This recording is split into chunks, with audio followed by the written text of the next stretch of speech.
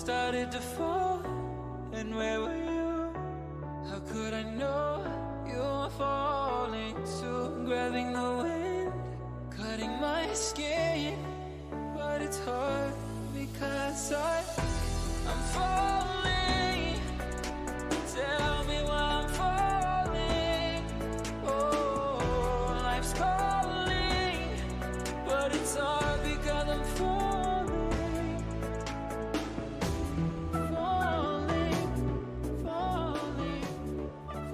Welcome back, everybody, to the Nemesis Gaming League, where we find ourselves starting off in the rival league tonight, where we have a powerhouse showdown featuring the Pineapples and the Thunderbirds. Pineapples sitting in play-in position right now, and they are looking for some crucial victories, maybe even vault themselves into a playoff position, while Thunderbirds, they're looking to fight for their lives heading into the postseason, and they're just on the outside right now. So this is going to be a fun matchup, and looking forward to it. And joining me in the booth tonight, I got Finn. How are you doing, buddy? I'm doing pretty good tonight. It's gonna be an exciting match. Like you were talking about, Thunderbirds, they're trying to push themselves into a playoff position, and it's easier than people would think. They are the 13th seed, but two of the other teams in their division are tied with a record, and the team that is currently in the playoff position for their division is only one game ahead of them. So it won't take much for them or any of these other teams in their division to push ahead and take that position. So I'm excited to see what happens. I would have to say the same. Cram being recently added to this Thunderbirds roster, we know what he's capable of. Seems like every postseason you hear the name Cram very often as he makes some crazy runs. So maybe this is what the Thunderbirds need to turn their season around. Sitting at 3-8 right now, not exactly the best look heading into the last few weeks of the season, but there's definitely room for improvement and definitely time for improvement. So this team is looking for a very important win tonight and a chance to prove themselves against the Pineapples team that is hot right now, winning their last few. They took a pretty dominant win on Monday with a 3-1 victory over Lightspeed, and right now sitting at 8-3, if I'm not, or 9-4 actually. They're looking really good, one of the top teams, but as I said, just on the outside right now. And Finn, these last few wins that you get heading into the play-in tournament can really honestly keep you out of the play-in tournament and maybe get them into the playoffs just overall. Yeah, and they're crucial. Every game in the league is crucial, but these ones at the end, they're the most important. You got to finish off with a strong season if you want any chance at doing good in playoffs if you're in that position. And also, I know that the server they're not feeling the Thunderbirds tonight with an overwhelming 52 prediction for the Pineapples to 16 for the Thunderbirds. My prediction is for the Thunderbirds. That's a little biased because I'm in their org, but what's your prediction? I'm never gonna go against Valence. This guy is so good, and as we do get onto the field now, it is time for some teams to prove themselves, and guys like Cram to prove to a lot of people that they still have it. Because Cram just being added to this roster, we don't know what to expect, but we do know to expect that Cram is a very talented player and can get very mechanical. And honestly, just 1v3 this game if he starts to pop off and he is given room. As early pressure is not really being shown by either team. It's just ping pong, trying to show who's going to have the pressure early on in this game. As Scrap's kind of awkward in the midfield, does potentially give the pressure over to the Thunderbirds. The underdog for sure, as you mentioned in the survey, as YSL is going to slot that one into the back of the net for a 1-0 lead. Yeah, and I'm pretty sure Scraps is a challenger sub up from them, and that's a very unfortunate start for him. Yeah. As a sub up, you don't want to be the person to own goal, but unfortunately he does put an own goal in, giving the Thunderbirds a 1-0 lead early. Yeah, and that awkward touch in the midfield by Scraps just hit it right to YSL, and he just had to put it on target. I mean, it was an awkward save to be fair, but definitely savable as you mentioned. So the own goal does go down, and Thunderbird's going to take the 1-0 lead. But I have no doubt this Pineapples roster is very capable of scoring very quickly. With guys like Valence, known for their shooting accuracy, trying a shot here from Paper, he will not have the accuracy to start off. But the pressure is finally starting to mount a little bit for the Pineapples, aside from a great clear to hopefully switch the sides. Paper, not the best 50, but it will go to the right side where Cram is waiting to collect it. And so far, about a minute and a half gone by, and nothing really showing itself. We had one goal that was not really hard earned, but I don't know what you're seeing out there, Finn, but I'm not seeing too much obvious of who's winning right now. Yeah, no, the pressure's pretty even so far. Like you said earlier, it's a lot of ping pong where people are just hitting it back and forth, trying to see who slips up first. Uh, and so I think honestly, all these teams got to do is try and get a few more demos in, and it will open the stuff up like they want it to, hopefully giving them open shots. I think you're absolutely right, and what I've seen so far, it looks like Thunderbirds are very comfortable with the pace of play right now. They're kind of just playing the 50s and letting it really do it itself as a double commit does come through. You know, the new roster with Cram being added does show a little bit of a flaw right there as they do double commit, lack of communication. But YSL putting in an awkward one for Scraps. Scraps can barely get a touch, but it will not keep it out of the back of the net, and YSL will get his second goal that he didn't have to do too much work for. Yeah, and that was a small double commit coming from Paper as Valence couldn't get a good touch. And that was just an easy shot from YSL, and Scraps there, he didn't have enough just boost or something to put it out of the net, unfortunately letting them score another goal. And Paper, chance for a double tap here.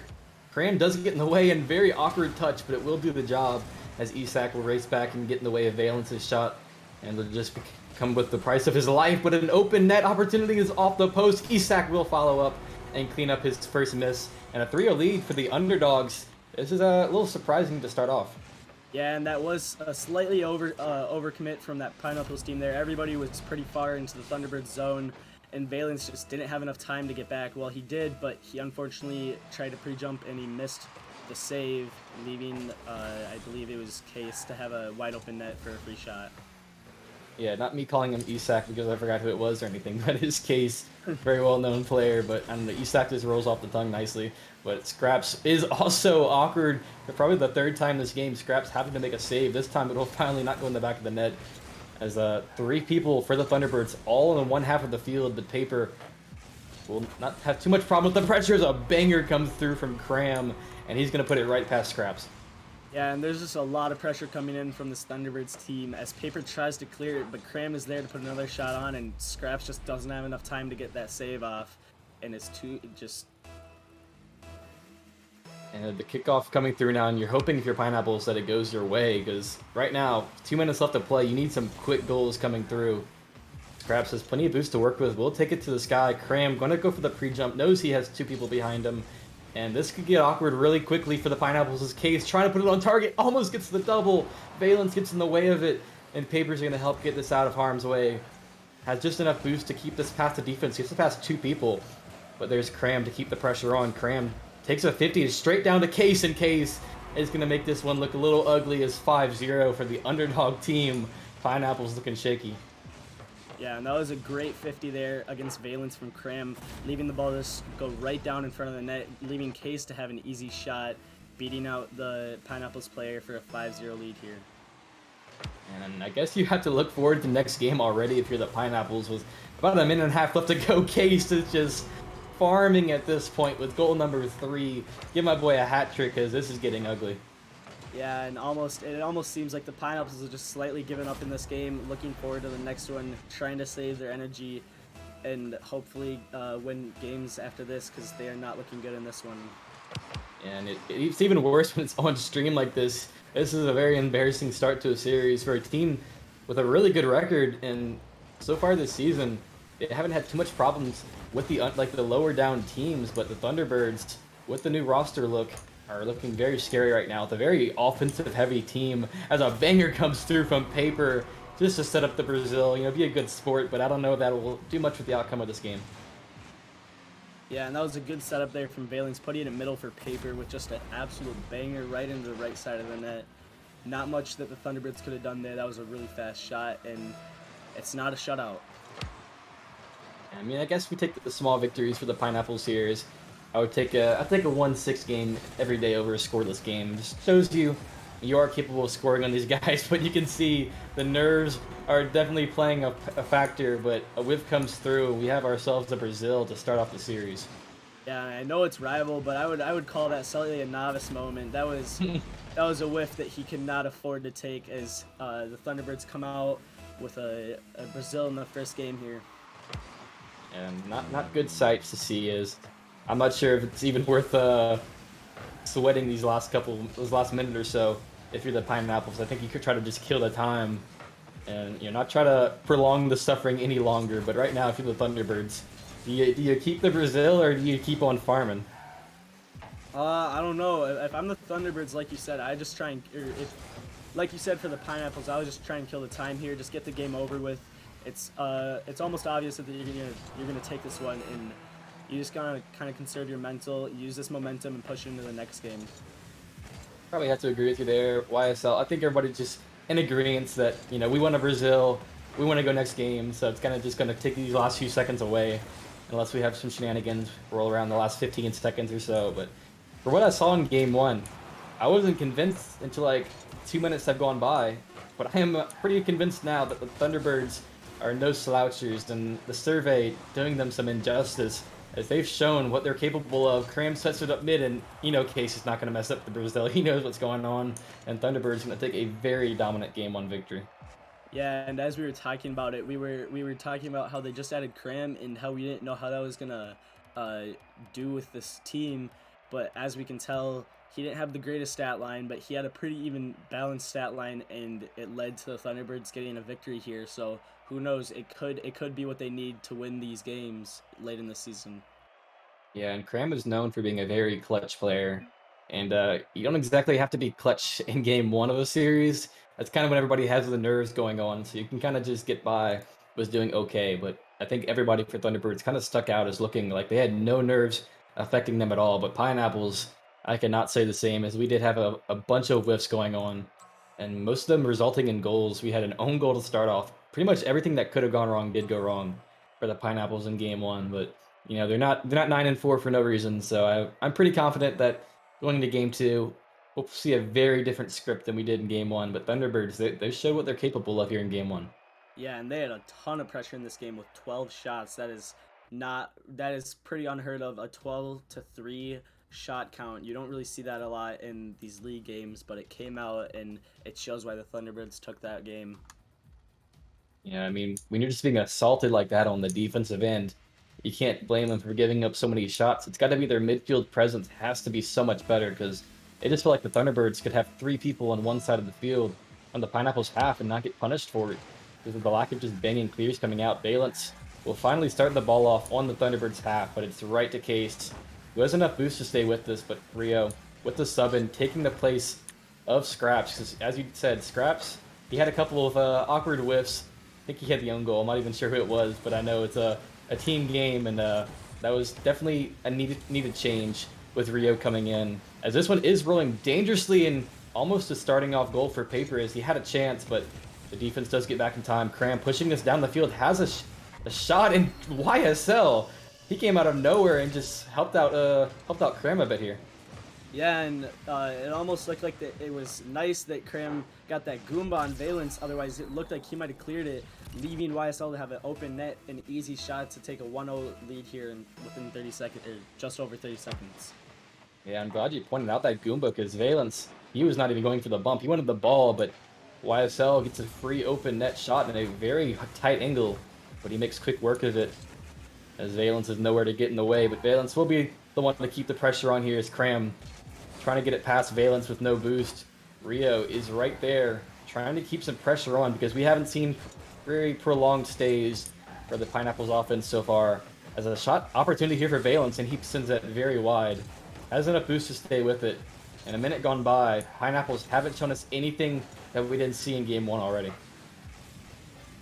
Yeah, I feel like I've seen a lot of pressure though coming here from the Pineapples, and it's what they need. It might be because they got their third here, replacing the sub Scraps, but they really need to pick it up just a little bit more and put it in a goal or two to take a lead here.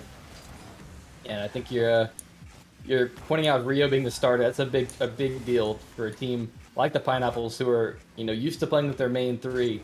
To let that game one slip away, have the starting roster for this game two has to give them some confidence, and they do have a lot of pressure, as you said. But right now, Crambeast with the clear downfield, and YSL there once again try to get a shot on target, but three people pretty much all go forward for that ball. Leaves this very awkward. Cram has a one-on-one, but no boost. Valence, I think Valence has to be the guy setting up these plays, whether that's just getting it off the backboard for another shot or just putting it in the back himself. And Valence with the air dribble makes it look easy. Yeah, and as you were talking about Valence having to be the one to do something, he does it. He puts an air dribble on, beating over Case. Nobody else is there. Gets a nice goal to tie it up. And that was probably the first time we saw a one-on-one opportunity where, I mean, Valence has the ball in the air and there's one person to beat, and you have to put your money on Valence every day of the week there. So that is a very difficult save, and finally, a tie came coming through at a meaningful point in the game with halfway gone by. Paper trying to get this over to Valence. Valence looking for Rio. You can see the synergy, but that high bouncer makes this a very dangerous situation. Case looking for the backboard read, but Valence way to shut it down before it gets dangerous. YSL off the corner and 3 people commit. That is an open net. And starting roster or not, that is pretty much what we saw in game 1. A lot of overcommit. Yeah, there's not much you could really do there. He whiffed, and I don't know who it was on the Pineapples, but gave the ball up to YSL, and he had an open net for an easy shot. Yeah, and that was a lack of trust right there that somebody had a touch. I'm sure somebody called the ball. Maybe all 3 of them said I got it, and then just was downhill from there. But Pineapples pretty much staying the entire game on the Thunderbirds half, which is a refreshing sight to see, but they still have one less goal to show for it than the few goals or few shooting opportunities that the Thunderbirds have had. A booming clear from Cram. Case up for this, trying to go for a bump, goes for the read himself, almost puts it on target. Case looking for the highlight reels finish right there. Just barely will be cleared away.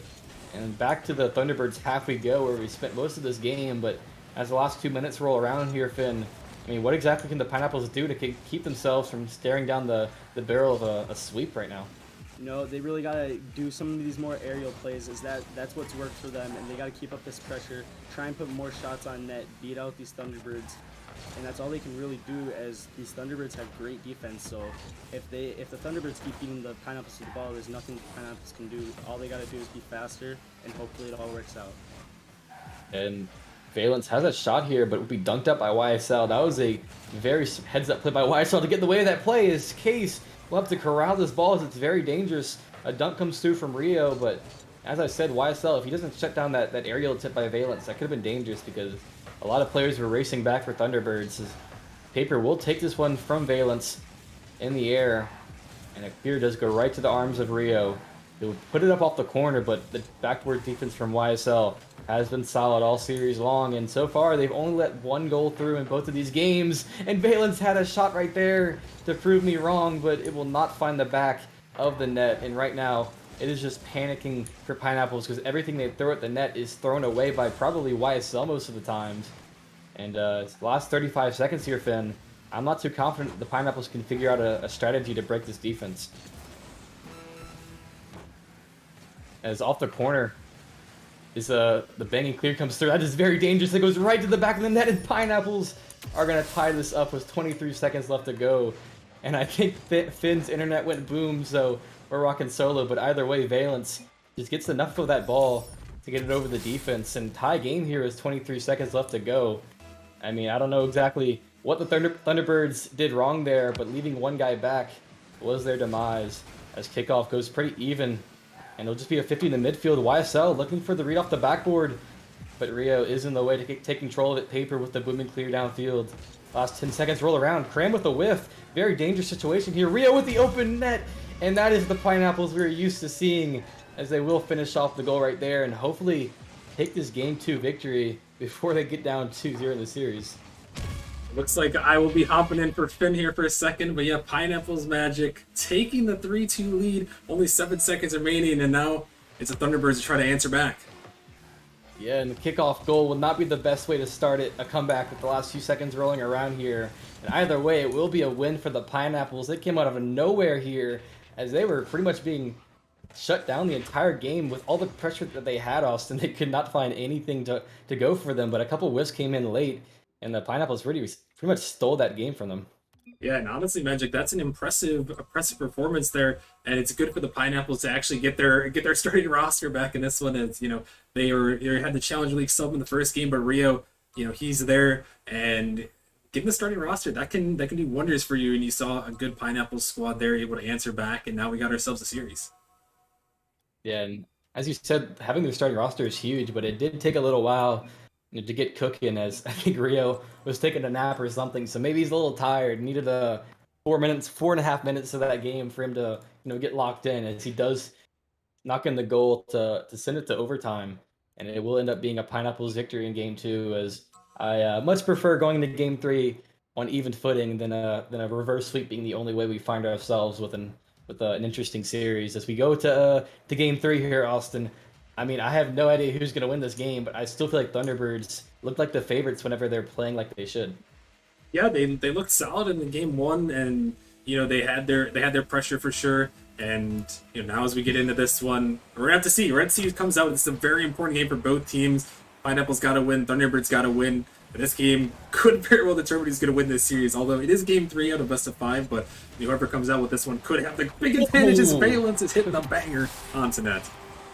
That was a great touch by Paper. Doesn't even have to put it on target. Makes it off the sidewall where that's very awkward for anybody to read. But, I mean, if someone's going to do it, it's Valence. As I have never seen that goal explosion before. But Valence makes it look good as he puts that one top 90. Pineapple's finally looking like they have the pace of play decided for themselves. As a very awkward pinch, Cram cannot get the touch. And Valence, I mean, he's going to take that every day of the week. Yeah, this one just one of those ones that it's just unfortunate. Two defenders for Pineapples are going after that one, and probably a ball that should have been saved, but it happens sometimes with those pinches. And the Pineapples looking good here in game three. They're trying to show everyone that game one was a fluke. They had a sub in, and this is what they're like with the main roster. Yeah, we're seeing the 9-4 Pineapples that we're used to now as another shot came through, but Paper and I think it was Rio both couldn't make the touch. And either way, I don't think it'll matter too much because right now a 2-0 lead is the best thing the Pineapples have had all series. A shot opportunity for YSL, but sends it wide. It is still dangerous here. YSL trying to get over the defense, but I mean 1v3, you have to take your money on the Pineapples here. Paper, no boost for the backboard read, but Valence is there to clean up the work. And a 3-0 start is looking good for the Pineapples. Yeah, this is huge for the Pineapples. They get a third goal to fall in the back of that case. He's trying to get to it, and Cram just drives right by it. Valence gets a free shot on net, and 3-0 now for the Pineapples. And Magic, we're barely 45 seconds in. They've got 3 goals. They're looking to put a game 1 smack in on the Thunderbirds here. Yeah, I mean, that game 2 victory pretty much turned their mental around. I've seen a lot of whiffs come through from Cram. I mean, to be fair, it's been pinches where he's had to make a save as third man. There's a bump opportunity. Cram can't make the play. But Cram, he's known for being a really great player, especially in these on-stream matches. But I have seen a few whiffs come in from him that have ended up in goals pretty much every time. And I'm pretty sure you feel the same way about Cram, Austin, where he's not really the guy that you expect to make those whiffs. Yeah, Cram, he's usually pretty solid here up in the rival league, and pretty much when you get to the rival league here, Magic, a lot of these people, they're pretty much always making solid touches. I mean, they're not Titan League players by any means where you pretty much don't expect them to miss, but when you get a ball coming towards you, you expect them to hit them, especially in the rival league. These guys, high 1600 to 1700 players, so usually people are pretty solid, but everyone makes mistakes, Magic. Nobody's perfect. That's why that's why people are in rival league. That's why we're in Nemesis. We're not pros by any means here, but mistakes do happen. It's just about how you can regain and try to not let it happen again. Try to stay as consistent as you can. Yeah, and former champion Cram was the champion last season, so he knows what it takes to recover from these mental errors. And right now, they have a lot more than mental errors to overcome right now because they're looking down the barrel of a 3-0 loss if they can't get something going for themselves. As K sends it to the midfield, very dangerous, but YSL is speedy enough for the task. Has a one-on-one opportunity if he could find a flick. Gets it over 2 people. YSL, I mean, everybody knew what he had to do, but he still made it happen. Yeah, YSL, you got 2 people waiting there in net at YSL to give him just enough space. No one challenging, and YSL flicks it by the first, and Rio, he's not able to get to it either. Pretty much resulting in that goal there and a solid play, and that's how you got to do it for the Thunderbirds. Got to counter back here, and that's a great start. We'll see if they can add to it and bring us closer. And for the Pineapples, you cannot let 2 people just sit in net waiting for a flick save, as Cram is going to be there to put some respect back on his name as the Thunderbirds with 2 quick goals. Yeah, YSL, a great play. Looking for that double tap. I think he got just enough of a touch, and Valence, he was respecting that double tap, as he knows YSL mechanical player, but a follow-up shot comes through, and it's down to a 1-goal game. The Pineapples started out with 3 goals in the first 45 seconds. Thunderbirds now only within 1. Yeah, this is a very high-powered offensive team in the Thunderbirds. This roster is made to score goals, and that is what they do. And they do it very quickly with the Brazil in Game 1. Game 2, they had it the entire way until the end.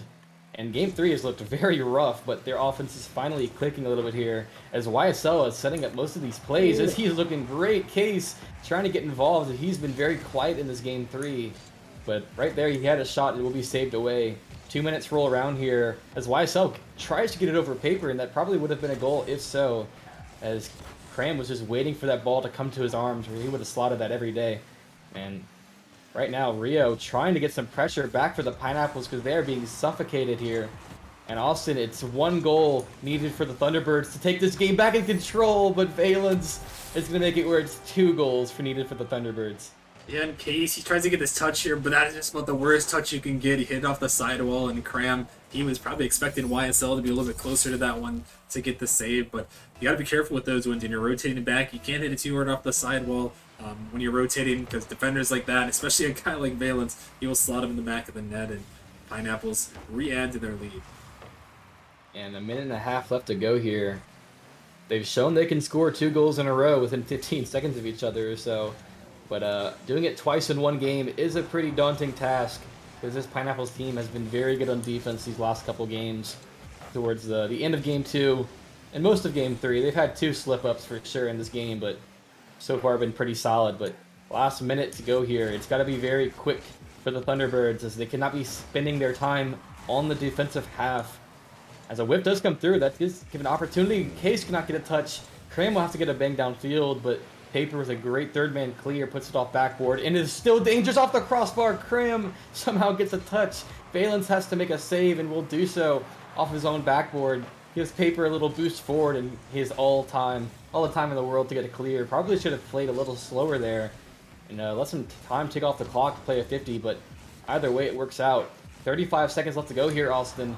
And I'm not sure what the game plan has to be here, but it definitely cannot be letting another shot in the back of the net that might wrap up game 3. Yeah, and you see Rio is just hunted for that demo down there, and it leaves it wide open for Valence. And I mean, when you're the last defender like that, you're just scared. You're like, this is it for me. And it was definitely it for them, for the Thunderbirds right there. And that's probably going to be the game and probably the dagger in this one, unless Thunderbirds pull back a miracle. But Pineapples played really solid in this game, started out strong. Thunderbirds got back in it, but then, Magic, a great answer from the Pineapples, and they're going to look to take this series in 4 games on the next map.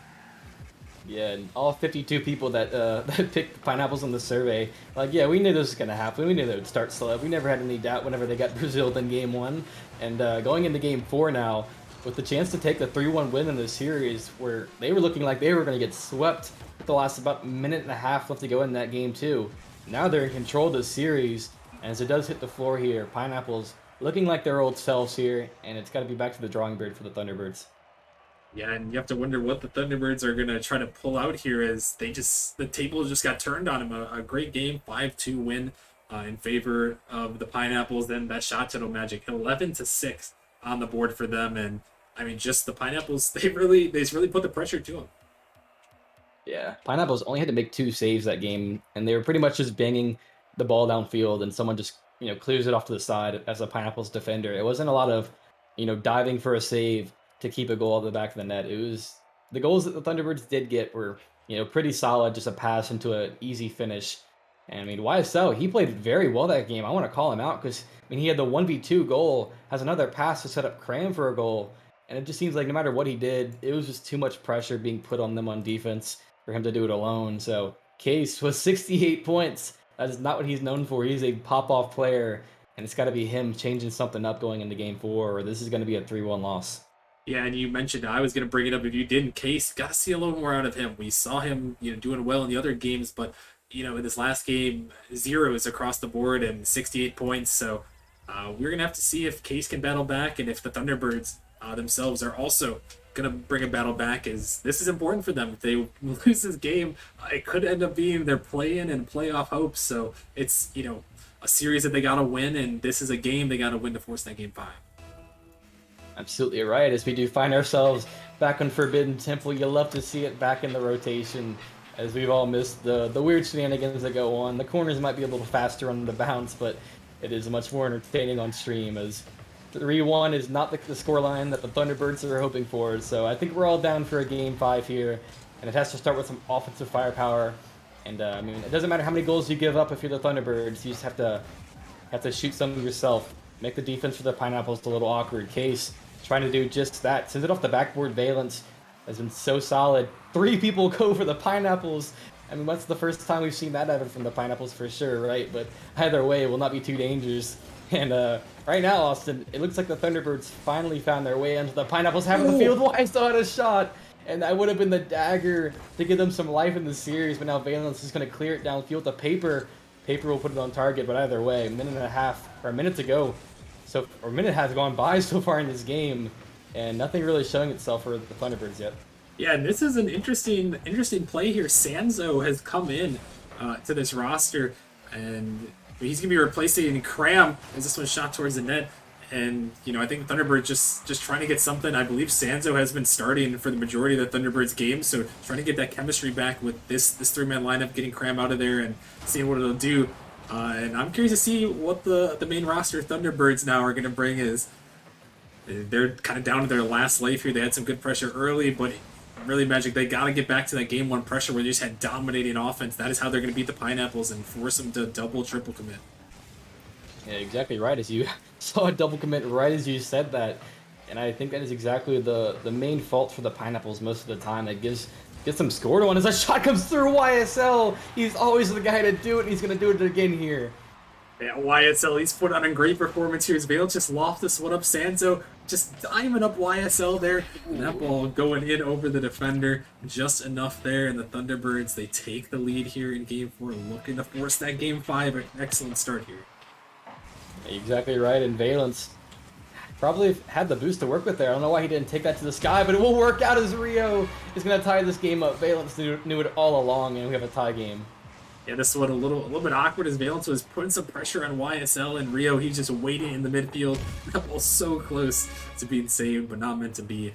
And we are all tied up here in Game 4. And it looks like kickoffs are really what gets the goals scored on for the Thunderbirds. So many times YSL has an open net, he's going to put it bar down. Did you ever have any doubt that he was going to miss that shot? No, I mean, YSL just so great in this series, and he just has to loft this one towards net. A little bit high, but he does just enough to get it down, crossbar and in, and YSL just putting the team on his back. He's going to try to will these guys to a victory here for the Thunderbirds to keep them in that race for that division lead. It's a close battle between them, Arrival, Galaxy, and Gravelords. They're all within 1 game of each other, so this series so important, and YSL's going to do his best to try to get his team to the playoffs. Yeah, and with a win here, a lot of play-in and playoff implications, as you stated. Pineapples trying to get themselves into the top half and stay out of the play-in tournament, and a loss here would probably not be the best way to do that, but they're looking solid here. Rio had a shot, but it is off the post, and that's one of those you really have to take. Otherwise, this game's going to bleed out quickly. Whenever the Thunderbirds get pressure, it seems to work out. It's a very dangerous situation. Nobody gets a touch. Just a standoff in front of the net, and it's still very scary here, but Sanzo makes a touch and puts it over 1, but Valence is not going to allow it to go any farther. Case puts it off the ceiling, not the best clear, and the pressure will stay on here. 2 people overcommit here. Rio looking for a bump, Paper off the corner. Valence had a shot, but a great cut by YSL, recognizing the danger that was coming. And finally a chance for the Thunderbirds to counterattack, but you can see it's just the cuts coming through in the midfield from the Pineapples that are so dangerous. A shot for Paper off the crossbar. And that probably would have been the shot they've been looking for a very long time. They've had so much pressure, but nothing to show for it. Yeah, they're still looking here, Magic, trying to find something. And they're trying to put all the pressure here. The ball's just been stuck in the Thunderbird zone, and it feels like it's only a matter of time. Thunderbirds need to get a boost and get a clear here as they are getting suffocated. YSL at the corner, and this ball just keeps coming back towards the net, but Sanzo, a clutch save on the goal line, and they really desperately need some boost, Magic. Dude, Paper saw the pass, he made it happen, but another insane save comes through. I think it was YSL, as K's trying to get fancy with it off the ceiling, but it will end up going the other way here. YSL can't make a touch. Paper has a shot opportunity, but it will just send it wide. Looking for the pass, but Sanzo will not allow it. Weird pinch comes off the ceiling. Very dangerous situation. Valence trying to get not to get bumped, but I don't think it'll matter as YSL is going to make it a 2-goal lead now. I mean, again, just YSL is all over this field right now. And like I said, he's going to will his team to the playoffs if it comes to it. And he's doing that here in a game number 4. Another goal in the back of the net for the Thunderbirds. And they can hold on for 58 seconds. We'll be heading to our game 5 here, which will be a great way to start out tonight's stream. Exactly right, and I was honestly surprised whenever they took Cram out as a shot comes through, and instead of Case, because Case was for sure the lowest performing player in that last game. But I think you pointed out this old roster that they've had so many games with together is showing why it works. I mean, it may not have been the best successful, with a 3-8 start, but so far it's looking great. As Cram happy to sit on the bench when his team can make a game 4 victory come through, as it has to be now for the Pineapples. So much pressure in this game, but they just cannot find anything more than what I said in pressure. YSL trying to get one for the road, looks for the reset, 2 people up, goes for the 50, a great 50, but now it's a very important counter-attack opportunity for Paper. Last 2 seconds roll around, gives a good pinch mid, but nobody's there to make the shot, and that will do it for game 4. And we find ourselves on Champions Field going into game 5, and what more can you ask for these 2 teams in the rival league? Yeah, and good to see here. Forbidden Temple comes back, Magic. We get to a game 5. That's what we love to see here on this stream. And yeah, the Thunderbirds, they just brought the pressure back. As we talked about with the Pineapples, you had to suffocate them. You had to get the pressure going. You see it 10 shots in this game to 6, forcing the Pineapples into a lot of awkward saves and then resulting in a few goals. And just an impressive performance there from the Thunderbirds, Magic. And now we got to see, can they close it out? Will they keep the same roster? Will they switch it up a little bit? I'm not sure. I'd expect they'd stay with the same roster here, especially after that last game. But we'll have to see heading into game 5. In all honesty, Case didn't really do much more than he did in game 1. He kind of just played that third man role, and it looked like Sanzo a lot of the time just getting banging clears, and YSL is in the right place at the right time. That one goal where he just redirected it off the pass from Sanzo. That just shows if you're the Pineapples, you cannot allow YSL to just cherry pick downfield and get these 3 goals, because all 3 of them, were all from YSL, and they were just him hitting shots where nobody got in the way. So as you go to game 5 here, Austin, you didn't get to predict this series. You weren't exactly expecting this situation, but if you had the opportunity to pick the winner in game 5, who are you rolling with? I don't know, Magic. After seeing the last game, I'm feeling like the Thunderbirds could have it here, but it's going to depend on who they bring in the lobby here. If they keep the same roster, I think they've got a good shot, and it looks like they are going to do that. So, I'm going to pick the Thunderbirds here. I think they may be able to clutch this one up, but we're going to have to find out as we're heading into game 5. Yep, and the 16 people that voted for the Thunderbirds are feeling themselves right now, about to look like geniuses, as Sanzo has a shot opportunity, a bump opportunity as well for YSL. Case is too far away. If he can get a shot, it's there, and it'll finally go to the back of the net. That was chaos, and luckily it does end up in a goal. Yeah, just calamity in front of the net, just bumps and shots, and Casey just puts it in a slow roller. It was almost saved by his teammate, but they strike first in game 5, a huge first goal for the Thunderbirds. And YSL went for a bump and didn't get it. Sanzo had a shot and he couldn't get it, so it was Case who had to clean everything up, and Case will make the save here, having a little bit more presence in this game 5 than he did in the last couple games, and you love to see it when all 3 of these players pop off. I'd have to say the Thunderbirds, they're a scary team, as YSL cannot find the read here. And Paper trying to get a lead blocker, but Ria will just step back and get out of the way. Shot comes through from Valence, but a huge dunk from Sanzo. That's what I pointed out in that last game. Sanzo with a lot of booming clears. Case had a shot, and if he put it a little more left, I think it was in. A demo from YSL makes it chaos. Case has an open net, but another block. And it just seems like the Thunderbirds are not expecting these mistakes from the Pineapples, and it's not resulting in goals because of it. Yeah, I think Magic, they were trying to fake challenge, and when they fake challenge, they expected the Pineapples to still go for the ball. They didn't expect the fake to actually work, and a couple of times the fakes worked there, and maybe an unintentional fake there, but it's working, and Thunderbirds just have to be confident in themselves to see if they can add to this lead. But the Pineapples are looking to strike back here, but it's cleared off to the corner, and see if they can slot one here to tie it up as a minute and a half gone by. Yeah, and a whiff comes through from Paper, but the pressure has been the best friend of the Pineapples. It seems like non-stop we're on the Thunderbirds half, but right now it's been pretty much the opposite of that. As Sanzo off the sidewall has boost to work with, looking for Case in the midfield, but Rio will make the save. YSL looking for the shot angle, can't find it, but there's Case to finish it off, and it just comes from the hands of YSL, and Case gets his second of the game. I mean, YSL, he's trying to hit this read. He almost hit that read right there. That would have been absolutely insane if he hit that angle. But the next best thing, a perfect pass to his teammate off the backboard. Case slots it home, and the Thunderbirds are feeling themselves here in this game 5. Pineapples are reeling a little bit. They got to try to turn things back around and get some boost control and stop getting suffocated in their own zone, because Thunderbirds are just having their way right now. Yeah, and the main thing I would say is you have to stop expecting the Thunderbirds to make plays where you just dive in front of it and then they fake you, and then the ball just floats awkwardly in your half and just waiting for a shot to come through. Because right now a banging shot comes on, but probably if that were a little more accurate, it could have been dangerous as a whiff comes through. YSL with a very uncharacteristic whiff. But it will not be too dangerous. Rio putting it off the sidewall to Valence. Valence with a banger, and it will find the top corner. Almost a save comes through, but it will find the top corner.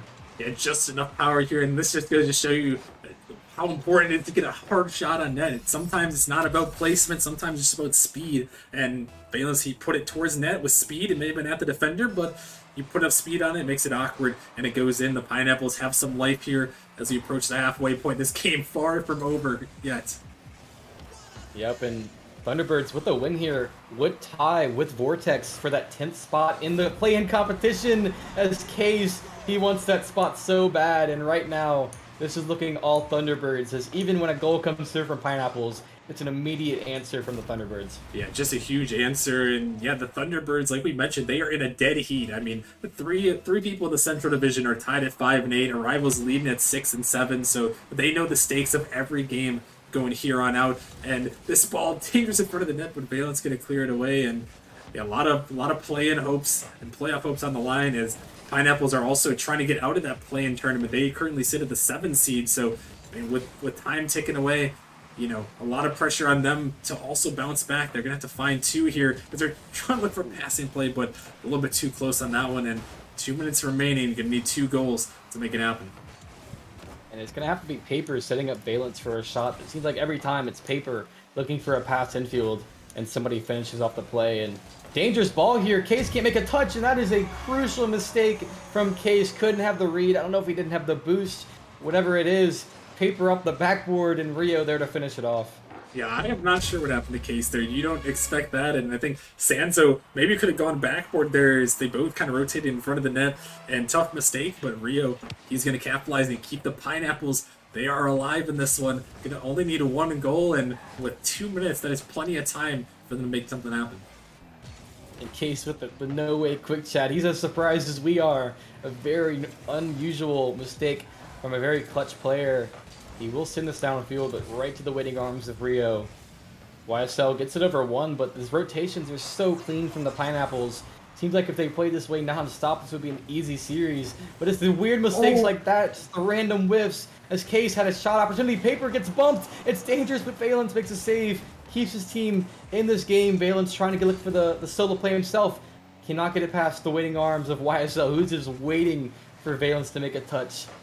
And now YSL off the backboard. Case with a shot opportunity will be saved away. Rio, awkward in the midfield. Paper will help him out. That is dangerous for YSL, or excuse me, for Sanzo, who will make the save. And there's YSL to dunk out 1. 50 seconds left to go here. Case has an open net. Tries to get it past 2, but Valence makes a save. So many clutch saves from Valence, trying to keep his team with the win here. But I don't know, Austin. Time ticks away so quickly here, and the Pineapples cannot crack the code. Look at his both teams, just so many close attempts. The Pineapples, I don't know how they survive. It's another shot going towards the net. It's just off. The Pineapples, they are holding on by a thread here, and with 30 seconds remaining, they just need to find 1 as a demo comes through. Can they do it here? 20 seconds left. The backflip. No! Case! The own goal from Case will tie up the game. This is so unlucky. YSL backflips. Sanzo hits it right off of Paper, right off of Case. I mean, what more can you do with your Case there?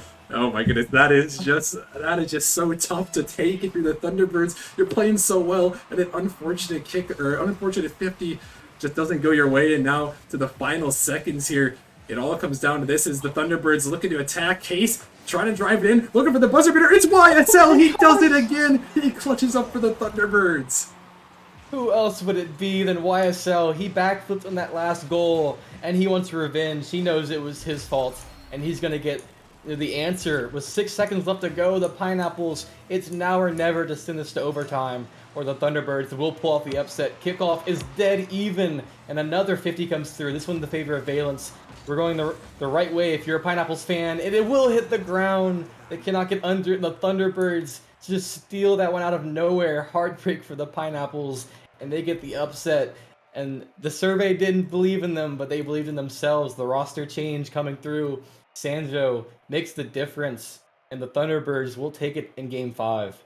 I mean, that was just a YSL series. I mean, he just performed so well every time you needed something clutch from him. He came up with it, and it was just an excellent performance from him to take it all the way. And Thunderbirds, I mean, that's just a huge victory for the Magic as now they bring themselves a game closer to a rival for that division lead and possibly a playoff spot, and keep them a game closer to the play-in race. So I mean, just a huge win from them to survive everything that happened in that game. And a tough one to swallow for the Pineapples for sure. But they're still right on the edge of the playoffs and play-in race, so they're pretty solidly in the postseason. But we'll have to see how the final games turn out for them and see if they can regain heading into next week. Yeah, and we all love Game 5s, but that one did go a little long, so we're not going to hold y'all here too long as we have the Kings and the Knights looking to clash it off in our second match of the stream. So we appreciate all you guys for hanging out and watching this first banger of the night, but I'm pretty confident we have 2 more 5-game series coming your way. So shout out to Finn for rocking through me the first couple, and shout out to Austin for coming up clutch. But that will do it for us in Game 1. As we'll see y'all back for Game 2. Don't go anywhere.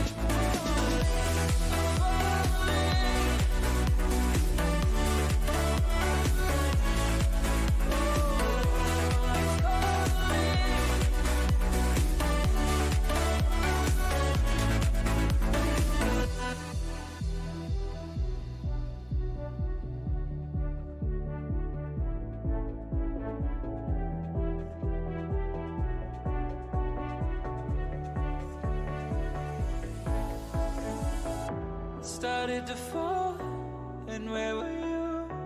How could I know you were falling too? Grabbing the wind, cutting my skin, but it's hard because I'm falling. Tell me why I'm falling. Oh, life's calling, but it's hard because I'm falling.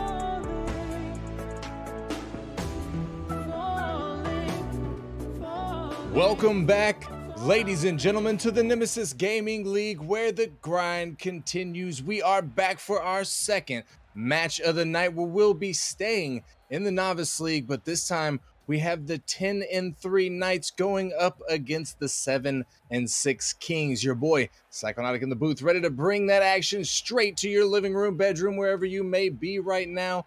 And I am joined in the booth by my special friend, homeboy from the South, my man killing it in Challenger with Ascension this season, Jaegers. How you doing tonight, bud?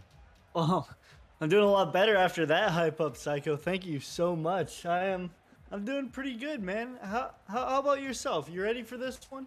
Oh yeah, I'm fantastic. I'm geared up and ready to go. I just did some warming up with the Gladiators. The Gladiators were getting warmed up for their match that should be starting soon. Now we're here with the Knights, and I'm going to try my best, Jaegers, not to be biased. I'm going to try my best to set that aside, but I am the AGM of the Knights. They are looking really good this season, so, you know, it's kind of easy for me to get hype about them. But Kings looking really good. Kings slated currently for the 3rd seed, though they haven't, you know, set that in stone yet. It's not 100%. They can still lose out and drop further, and I think they might even be able to go up a little bit if they win out. But this is going to be an interesting match, to say the least, Jaegers. Oh, absolutely. I mean, the Kings are a higher seed than the Knights, despite having 3 less wins than them. And Kings are looking to, stay on the up with the pickup of Pelosa, who was cracked in Challenger League last season. And they also have the 700-pound man, Ray, to back him up. And on the flip side, you're right, the Knights have been going crazy this season. They have Vulcan as another player who's very well known, popped off in the playoffs last season. And I'm trying to think of another notable player off the top of my head. I know they just picked up F, who, if I'm not mistaken, is the same F who's been cracked on website development this season. But on the gamer side, I don't know how he plays. And to be honest with you, you're correct. That's the same F. But to be honest with you, I'm not sure how he plays either. I haven't had the pleasure of watching him on the field yet. However, I have seen Vulcan and Squintles and I think it's Sosa, even though his name's looking like Sosa. But I hope I'm not wrong about that. But they've been looking really, really hot. But I gotta say, you know, Kings, you can never underestimate the 700-pound man. And they just recently got back Pelosa, you know, an old-time Nemesis player here who's well known for being cracked, well known for having high pop-off potential. And as we can see here in the first minute of gameplay, the Kings have already been able to find the back of the net one time, while the Knights are currently still sitting at 0. They do have 2 shots on net, also with a touch above his net. Ray getting a touch, leaving it, hoping a teammate's there for it, but Squintles is there, pops it over Towels in the mid. Sosa's up, tries to get the shot, but it's not going to go. Vulcan with the shot, hits the post. Sosa stayed in front for it, but not good enough to get the touch in the net. Towels looking for a carry over Ray to find the pass, and now Kings are up by 2. How's just with the nice air dribble over Squantavius and the nice full court pass to Ray, who's there at the right time, and just puts it top shelf. Right now, this Kings team is going off. They certainly are. They are looking hot. You can tell that they definitely want to secure that playoff spot by the way that they're playing right here, right now. And they've had a sort of a rough season, Jaeger's 7-6. Not a bad season, not a great season. Pelosa's getting turned away there by Sosa, but Kings haven't had a great season, haven't had a bad season, but some people have been saying that the fact that they're slated for the 3rd seed right now is just because they're in their division is just a really weak division. But seeing the way that they're playing now, I kind of feel like they're deserving of that position. Oh, absolutely. I mean, look, Psycho, 3rd seed, and I mean, right now they are kind of showing that, like, the higher seed sometimes is better, despite the wins. And divisions have been really weird this season, Psycho. There's been a lot of 7-6, or even in the case of Challenger, there's a few 6 and 7 division winners who are the 3rd and 4th seeds. So I mean, look, sometimes some people feel like it may cheat their team out of a higher seed, but I mean that's just how sports are. Just win your division, that's all it is. Right, and that can exactly be said about the Knights, because the Knights are actually the 5th seed right now because we're in the same division as Hydra, and Hydra's just killing it. They've got 2 more wins than the Knights have been able to pick up. So they're winning the division, they get the 1st seed, and unfortunately for Knights, that drops them all the way down to the 5th seed, which is, I think, the best seed that they can get. Oh, Vulcan not able to get that one through. Tao's gonna stay strong on the goal line there. 1:40 left on the clock. Squantavius with a little awkward play there, trying to just keep the pressure alive for the Knights. They still can get into this game if they're able to find a goal somewhat soon, as there's still a little under 1:30 left on the clock. Plenty of time in a Rocket League arena. Tao's off the backboard. Tao's to stick with it out of the corner. Just jumps to 50 with Vulcan. Squantavius up off the ceiling, going for the touch, but can't beat out Pelosa to the ball. Vulcan's up, gets it down. Squantavius there, pops it, but gets immediately demoed by Pelosa, who's going to go for a little carry here in front of the net. Sosa trying to get a 50, and less than 60 seconds left on the clock now, Jaegers. And based on what I'm seeing, I don't know if the Knights can make a comeback. The demo play coming out though, there's a little something different there, Jaegers, that I was wondering if they were gonna take advantage of, trying to get some demos in. No, I mean, demos always work out, especially at the higher leagues. Always messes up the rotation of the other team. Always leaves a passing lane open. But right now, Psycho, the 7-6 Kings are they're looking a lot better than their record. They're really taking it to this Knights team. Who may be like griping, considering they're in the same division as the Hydra, and that's just how division work. But the Knights, the Kings, as of right now, are showing that they deserve that division lead, and they're taking down a really good team to show that, at least in game 1. Yeah, I fully agree. They took complete control of that series right there, and took advantage of the situation, and was able to knock away two goals within, I guess, the first half of the game. I'm not sure if the insurance goal came right around the halfway point, if my memory serves. But yeah, then they've just pretty much controlled the pace on the Knights. Knights had some pretty good pressure though. They had the same amount of shots on net, but the Kings were just brick walls. They just were not letting anything through that game. Absolutely, and I mean, Knights could maybe do some demos, open up the back of the net for their shots, but I mean, the Kings had 6 saves, and that's almost as many as shots as Knights had, and they just need to clear up some lanes, maybe get a bit more accurate with their shots, because right now this Kings team is on a whole nother level. Yeah, I agree. And if the Kings keep playing the way that they just played, at least defensively, I think that the Knights are really going to need to start leaning into more demo plays to try and open up some of those lanes. We saw them go for one right at the very end, and they got the demo and the lane opened up, but unfortunately the person controlling the ball just couldn't get enough control of it to get it on net, so they weren't able to take advantage of it. But moving into game number 2 here in this best of 5 series, we'll see if the Knights are able to bounce back. The demo's already coming out. Yeah, they must have heard. They must have felt that AGM power seeping in, maybe telekinetics. I don't know, Jaegers, but we'll see if the demos can work out for them, as they're already starting to come out. I mean, it was almost immediate, Psycho. They just had 2 demos right off the bat. Unfortunately, we're not able to get a goal off of it, but I mean, they just keep coming with the demos and the bump plays, and honestly, I love it. You got to, you whenever you full send that, you got to full send that. Oh, and that was a dangerous ball going towards the Knights net. Vulcan getting dunked by the 700-pound man. That's not going to go in. Tao's coming off the backboard. Sosa's there trying to follow it. Pelosa, the touch. Squantavius. That's Squantavius, otherwise known as Squintles, coming out of the corner. Pelosa can't get one on net. The ball's popped up. Quintel's there. Doesn't get the touch. Sosa in the midfield. Pelosa beats him off the sidewall. Pelosa to follow, looking for the pinch. Can't get it. Guantavius to send it out to Ray Ray in the corner. Ray Ray looking for a teammate in the mid. Nobody there. But he does get a back pass and an immediate demo. It's Guantavius. Under Sosa. Pelosa puts it under Sosa. Can't follow it out of the corner. 3 minutes and 25 seconds left on the clock here.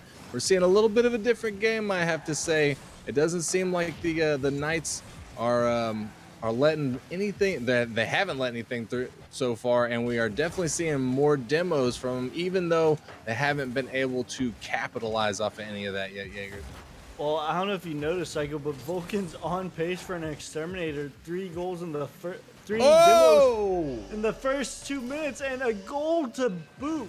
The man is showing up. He's playing with a different kind of energy, and he catches Pelosa sleeping on that one. Yeah, that was a nice little play there, nice little fake on Vulcan's part. I've played with the man before. He can get very mechanical. That first game, he was pretty quiet, but moving forward, I'm expecting to see a lot more from him as he gets another one past the defense, slides it in, picks up the turtle goal, and his second for this game. The man just must have taken a shot of adrenaline, because he's a complete game changer in game 2. He, honestly, Psycho, you must have listened to his AGM hyping him up, because, like, he's popping off now. Well, I would love to take credit for that, but I don't know if I can. If I can, sweet. If not, hey, they're doing a great job. Vulcan with another demo, but getting demoed right back by Pelosa. Sosa getting faked out on the ball there, expecting a touch from the Kings defense. Vulcan putting one down, just taking a pot shot on net, forcing a save. Squantavius there for the 50. Squantavius out of the corner, but Ray Ray gets back in time. Ray Ray put it down. It gets bounced out of the mid. Squantavius pops it up. Vulcan is there with him. They're both there in the same spot. And Ray Ray finding a touch, putting it on net, but Sosa gets back in time, gets his savior medal for game number 2, and puts the ball away, maintaining the Knights lead at 2 as we are down to the last 2 minutes. We are now in the second half of game number 2, Jaegers, and Knights flip-flop the script on the Kings here, and it looks like they're going to be, they keep playing this way, they're going to be taking the W and tying up the series 1-1. I mean, the Kings aren't even playing bad on offense. They're getting their shots. They have 7 shots. It's just the Knights defense showed up in this one. Squantavius possibly going to get another one. Doesn't read the bounce, and Ray Ray just too quick to it. But I mean, the Kings are out shooting the Knights, but I mean, the difference is the Knights are just getting saves in this game. They have 5 saves on the Kings' 7 shots, and like it might be time to flip the script again. The Kings might want to start going for demos this time. Yeah, they're definitely going to want to try and do something. You know, sometimes demos doesn't always work. Some teams are ready for them. Some teams are good at dodging demos. I can't say whether the Kings are not that knowledgeable about them, about their play styles, but if the Kings decide to do that, we'll definitely see if it's an effective strategy against these Knights. But what they're trying right now doesn't seem to be very effective, as Vulcan trying to get one through, but it's going to bounce multiple times off of the post. Sosa putting it up in the mid, but trying to get the block on Towels as Pelosa tries to get it out of his defensive zone. The ball is up in front of the Kings net. Towels with the touch to the side. Final 30 seconds tick down. The Kings need to find a goal. This could be an opportunity at some offensive pressure. Ball's popped up. Ray is there. He gets a soft touch, trying to stick with it, looking for a teammate in the mid, but nobody up there with him. He didn't have a second man up far enough. Pelosa trying to take one and sneak it through, but it does get stopped by Squantavius the fourth. Ray off the ceiling. The final second, Towels to put it on the net. Sosa puts it down. Knights gonna claim game number 2 and tie the series up at 1. Just the Kings trying to get a final shot to steal back momentum there. And I don't know who it was on the goal line, but they're not going to let them get an inch of momentum. The Kings just not quite able to keep up with the Knights, and like the Knights, a defensive stalwart this game, 6 saves on they saved 6 of the Kings' 8 shots, and the difference was that the Kings just weren't able to save the Knights. Yeah, it was almost a complete flip-flop from game number 1, to be honest with you.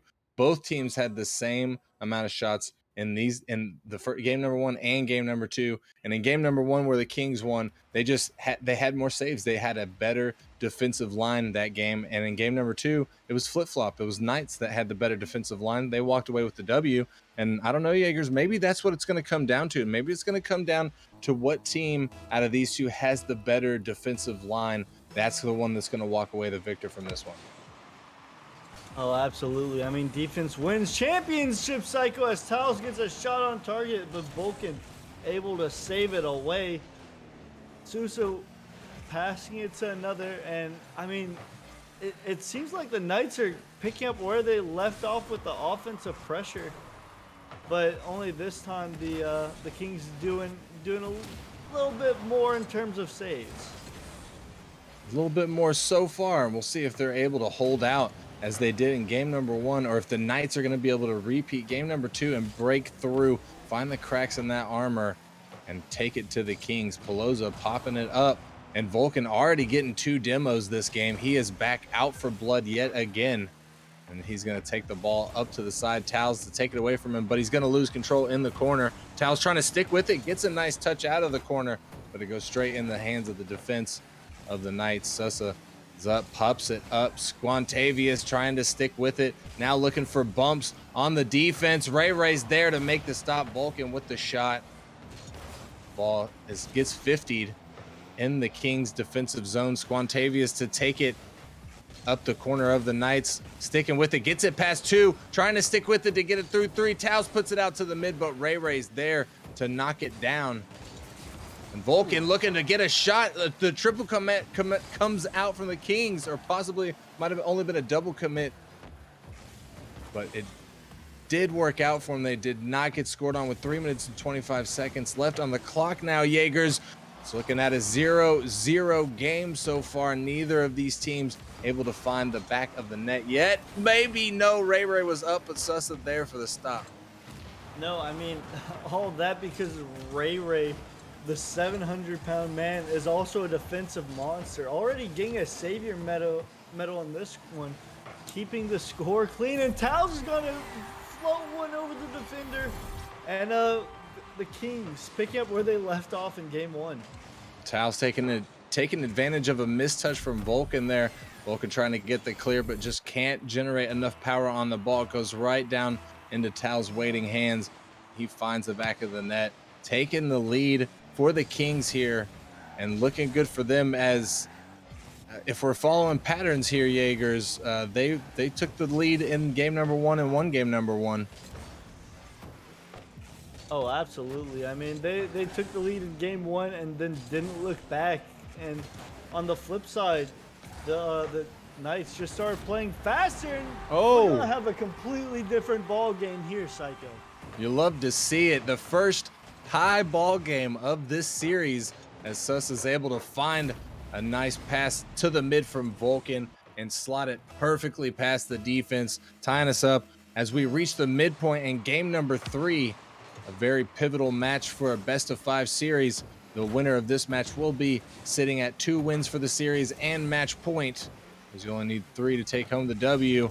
And I gotta say, you know, even though the Knights have a good record so far, Jaegers, I would think that they would still want to hand the Kings an L here, you know, to try and sort of take them down in seeding.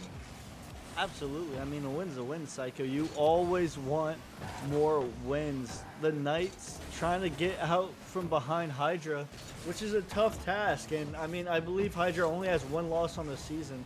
And the Knights are just trying to keep up. They may have a spot in the playoffs, maybe not officially, but they're going for that 1 seed. Yeah, I don't, and I think it's possible, you know, I think that it is, but it's going to require Hydra losing, and that's sort of out of their hands. Though I think they will see Hydra one more time this season before the playoffs and play-ins. So hopefully they're able to, for their sake, hopefully they're able to hand them an L there, and might get them that much closer to the number 1 seed. But otherwise, I think they're going to have to settle for the number 5 seed, which isn't the worst thing in the world.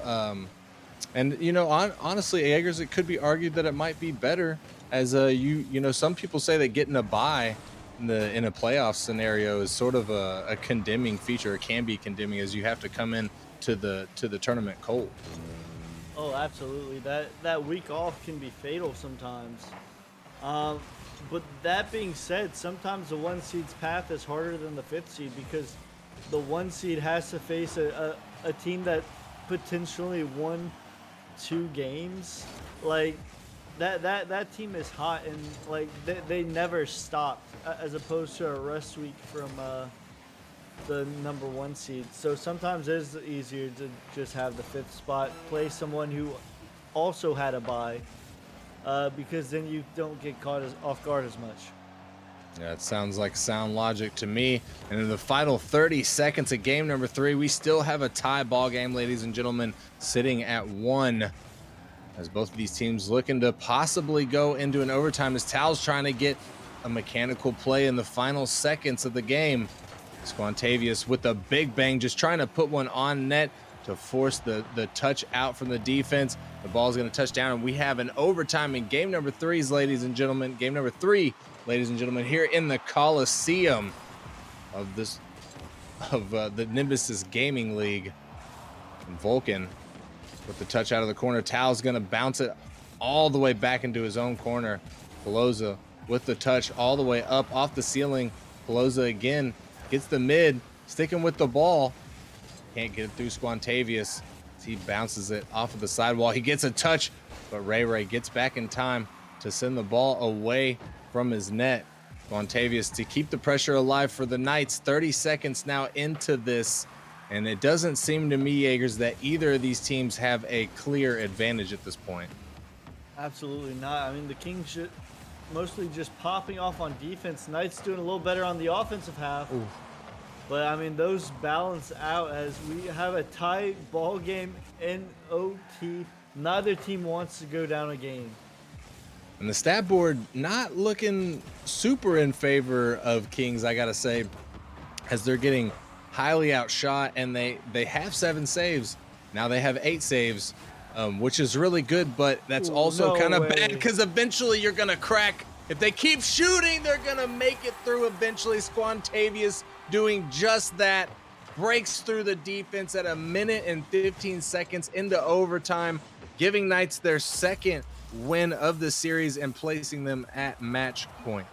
I mean, the Knights just had so much pressure on the Kings. It was bound to break eventually. The Kings were very valiant in their efforts to hold the goals back. But I mean, if you're being shot at 13 times, like, 2 are eventually going to go in. Yeah, it's tough, you know. And so, I've heard a lot of people say, you know, one of the theories, if you will, or philosophies of Rocket League is when it comes to shots is quantity over quality.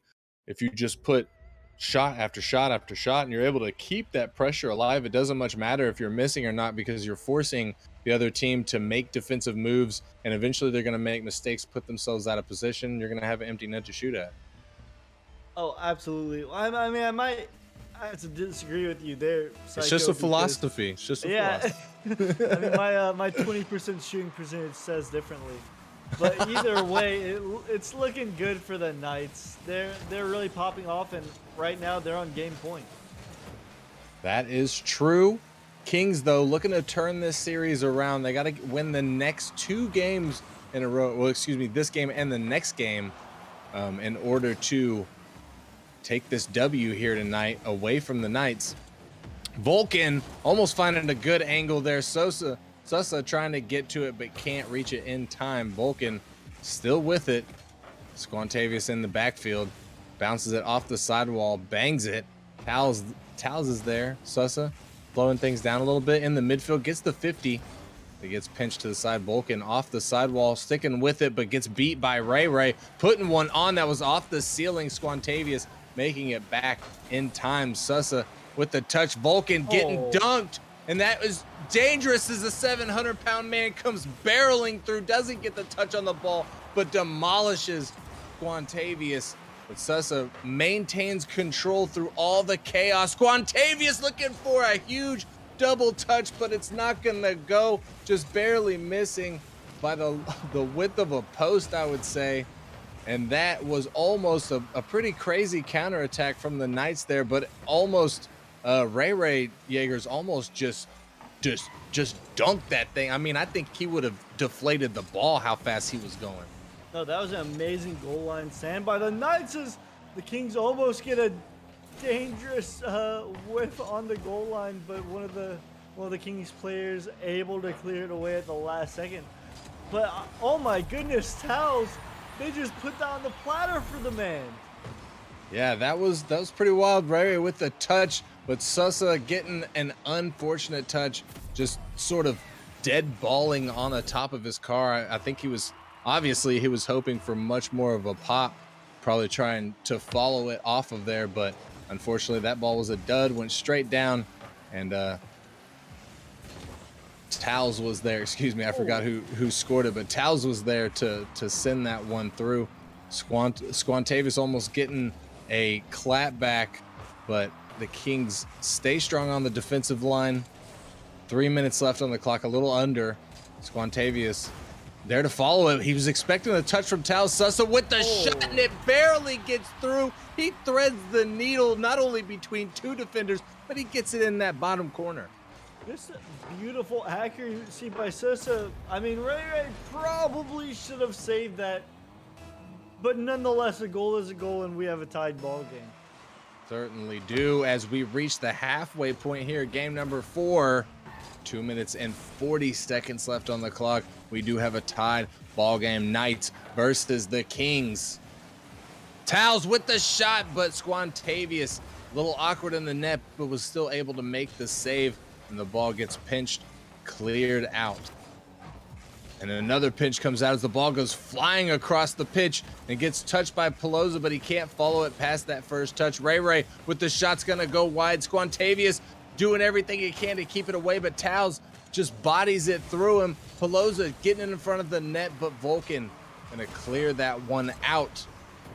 And I gotta say, Jaegers, both these teams looking super hot right now. Ray almost getting a nutty redirect. I'm so astonished. I don't even know what that thing's called right now. A dunk, but Sosa pipes up, takes the lead for the Knights. That was a pendulum swing and a half. If Ray would have gotten it, that could have been goal of the season with that pre-jump dunk. But instead, the Knights are going to score on the other half. Sosa's second goal of the game. And look, the man's showing up when he's needed. That's true. He's certainly doing that, and you can never complain about a teammate that shows up when needed. He has been a little bit quiet, but he's been making some plays in the midfield, making some defensive plays, and now he's making some offensive plays. And as we mentioned him, he comes in and gets his savior medal. I think this is his second of the night, and possibly the third. Vulcan with a huge save. Squantavius with a huge save, also getting a medal for 3 saves. And the ball gets pinched out. 1 minute and 20 seconds left on the clock. Knights up by 1. Squantavius can't beat out Taos to the ball. Ray 50 in with Sussa goes in favor of the Knights. Pelosa just trying to get back to it. Nobody from Knights there, a little bit late. Vulcan does finally come in, gets the 50. Squantavius with the waterfall touch off the ceiling. Vulcan was there but can't get it through the defense. Less than 60 seconds left on the clock now, Jaegers. And the big demo from Vulcan, this could be another opportunity for Knights here to extend their lead. Squantavius coming off of the ceiling but can't get it through. Kings, just a brick wall right now, Jaegers. No, yeah, I don't know. It may have been Sosa that blocked that goal, but you know, who am I to say? But regardless, I mean, the Kings doing what they can. But really, Psycho, the real brick wall of this game has been the Knights. They have 8 saves, and Holy. I mean, they're doing what they have to do on defense to win this game. And I mean, if they have this defensive performance against any other team, I don't. If they keep this up, I don't see them losing.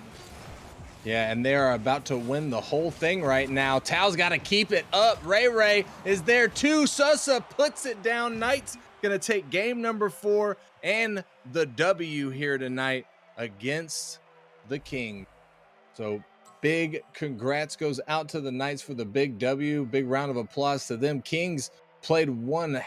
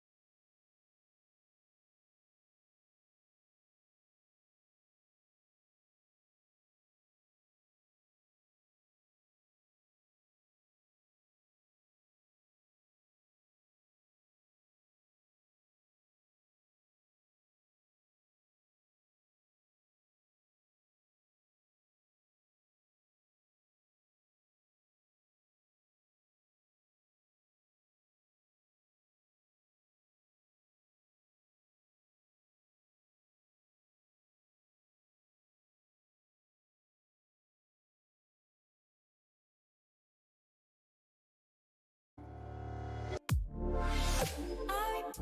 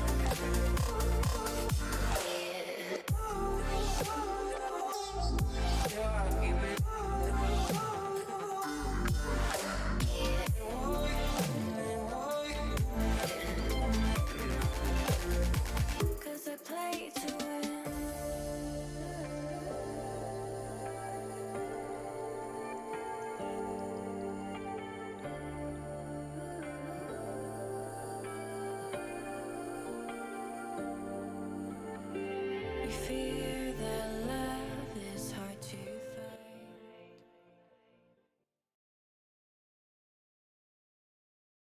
Falling, falling, falling,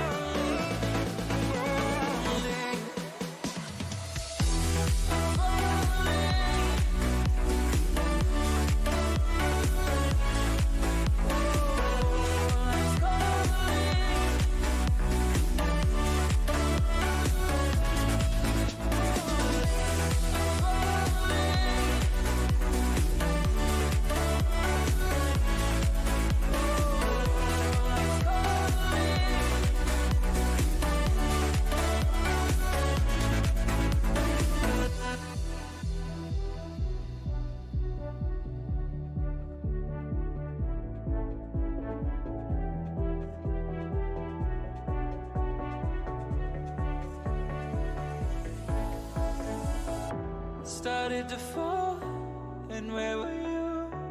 How could I know you were falling too? Grabbing the wind, cutting my skin, but it's hard because I'm falling.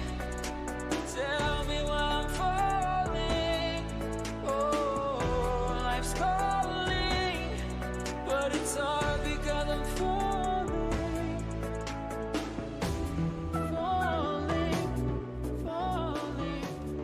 What is going on, everyone? Welcome back to the third and final matchup of the night. Things are getting real spicy here. We're seeing where all the chips fall, and we've got another crucial matchup on our hands in just a minute. But before we get into then, I'm joined here by my co-caster, good friend, Goated Caster as well. What's going on, Puggles? How you doing today?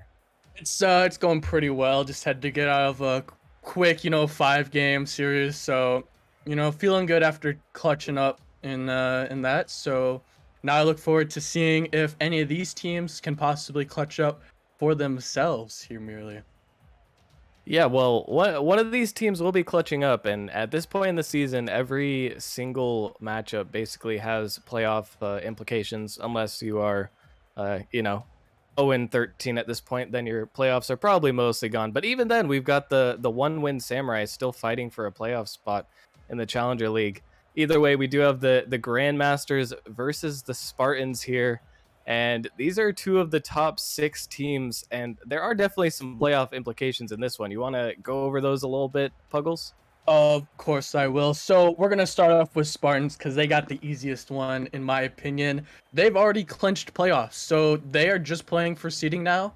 But they still obviously want to win and get that like guaranteed top seeding. Very important because then you have some of the teams that make it in through the play-in system that we have this season. And then moving into Grandmasters, they're currently 8-5, and they need this win to pretty much have a pretty good shot of locking in that at least play-in position. There are a few teams below them at 7-6. Three teams actually: Bananas, Pinnacle, and Venganza. So they need this win to stay ahead of those 3 teams. Right, and it's a close race back there. Definitely a crucial win from the Grandmasters, and the Spartans are in a pretty nice position. They've kind of come out and showed everyone that they are a team to be reckoned with. I know a lot of people in the beginning of the season they might have rated them, but I don't think as highly as they would have, knowing what their records would turn out to be. But now that we do have everyone in the lobby, we're gonna get in here in just a second. But before we go to that, Puggles, of course, I gotta bring it to you. Who do you think is gonna take this series? You know what? I'm just gonna say I'm so biased towards this Grandmasters team because my good friend, actually 21 now, Bubbly Reaper is on this team. So I'm of course gonna choose Bubbly Reaper because he can drink now. So I'm gonna choose him. Well, I'm not sure if that's the key to victory for them, as if Bubbly's first time drinking was during this series, I'd probably swing it in the other team's favor, not gonna lie. But with that said, I'm going to be definitely looking at the Grandmasters here, as well as they get an early opportunity right off the bat. But like you mentioned, Bubbly, he's been around the league forever. Everyone loves the guy, but unfortunately, Spartans not showing love in the opening seconds. They're gonna come out hot. First 22 seconds already scoring a goal. Yeah, and we got to look at that great pass from Dank, screaming from the right side of the field, getting the touch off the corner to set up his teammate Mans. And, you know, Mans just had an easy goal to score. Bagels was not ready for that pass there. Yeah, it seemed like he might have been expecting a teammate to be coming across faster. Even if he did jump, I don't know if he could have had time. But Goff here, he had a wide open net, but either a lack of boost or something stopped him from being able to take a powerful shot. If he could hit that ball hard enough, it was definitely going in the back of the Spartans' net, but the Spartans escape unscathed for now. Now we have a lot more Rocket League to be played. Minute down, but Spartans have gained the early advantage, trying to build on that as a little bit of a double commit on the backboard for the Grandmasters, but at least one solid clear, and it won't matter too much. Probably not going to be able to make contact, but Goff with the crucial challenge coming in, and so far in this first minute, I mean, other than that first goal, Spartans trying to add to the tally. Seems like we've been seeing a lot of back and forth. Other than that one goal, it doesn't seem like the Spartans really are too certain of their advantage so far here. Yeah, they're still hunting for this goal, and they definitely should be, as a very near miss for them, as Bubbly was gonna get that huge demo and open up the net. Fortunately, couldn't connect. And when you're playing against Grandmasters and Bubbly infamous for those bumps and demos on his way out of the rotations. He does it so well. Absolutely. I believe Bubbly was tied with Rockerman going into this season for the most demos. I believe this season he has pulled ahead, as he has more in the current season than Rockerman. So he might just be our new demolition leader, unless I stand corrected. But not only does he have those demos, he also has a huge backboard clears, as you can see there, sending that ball far and wide. But once again, it's sent back into the Grandmaster zone, and on offense, they're getting good clears, good possessions, but not too many free looks at the net so far, as Bubbly tries to set up another. Shylan with an awkward touch, but it manages to stay glued to the corner there. Nothing going to come of it just yet for the Grandmasters, who will have to push even harder. Bagels trying to get the ball out here. Can't get it past the first man, though. Bubbly will be there to back him up. That one will go high. Bubbly looking for the shot. Gets it almost on target, just off the post, and Goff with the shot can't get it. The teammates are bumping each other on the goal line, but somehow, Puggles, somehow the Spartans avoid getting conceded. Yeah, you know, a great defensive stand there from the Spartans, as it looked like the third man from from Grandmasters wanted nothing with that, as the absolute chaos that was going on. Many great saves with Bubbly here, putting it in. Top shelf. An absolute outstanding shot from Bubbly Reaper. And a great pass from Bagels there. Acted like he was going to follow it, but opted to let Bubbly take the shot. Definitely the right decision. You know, I got a little bit scared for them after that little exchange where Goff just missed what was mostly an open net, and the follow-up just seemed so awkward. It seemed like they were struggling to get their feet on the ground, but that's a great sign of life for the Grandmasters, as they will put an absolute clanger tying up the game. Maybe trying to now push for an advantage, continuing this stroke of pressure. But Bagel's not able to make the touch there. Going to leave his teammate in an awkward position. He manages to get back and interfere, but it might have done more harm than good. So that one will get cleared out once again. Manzar flying, looking for this touch. And still kind of an equal game, but it does seem like some mistakes on the Spartans are leaving openings for the Grandmasters here, Puggles. Would you agree with that? Yeah, I would have to agree. I think some mistakes here are definitely, like you said, leaving openings. As Goff, at the beginning of the game, he did have that open net, but unfortunately could not capitalize. And it looks like we're having a bit of double commits here as well from the Grandmasters. Those are definitely to get punished here pretty soon once Spartans figure that out. And they might be punished sooner than later, as that one's going to come through. A huge save by Bagels. He just managed to get back, and he manages to keep the ball out of his own net for the time being. Now Grandmasters pushing back to the opponent's half. That was a huge mistake from the Grandmasters, but they managed to recover just barely. Bagels getting back with the diving save, but they might have to make another one. Manzar flying, coming through with a shot. Goff equal to it. And now a counterattack. Bubbly can't quite make this shot, though. They'll alleviate the pressure once again. Dank up for the pass from Mans, but can't make contact. 7 seconds left. Things are looking to settle down. Seems like we are likely to head into an overtime, but Goff trying to send one more clear. Dank makes a good touch to the corner. Grandmaster's not opting to set this ball down yet, though. Bubbly got the fake under one, but couldn't get past the few, and the Grandmasters here are amping up. Yeah, absolutely. They, like I said, they had some mistakes before, but now the pressure is mounting against this Spartans roster. We just can't see this Grandmasters crack under the pressure like we have seen them do it a few times before as a dangerous pass there, but nobody willing to go for it. Manzar flying down the pitch now. Gets a pass middle. That one almost in, but Goff with another diving save. The Grandmasters leaving themselves in positions where they have to make these crucial saves, but they make them every single time, it seems.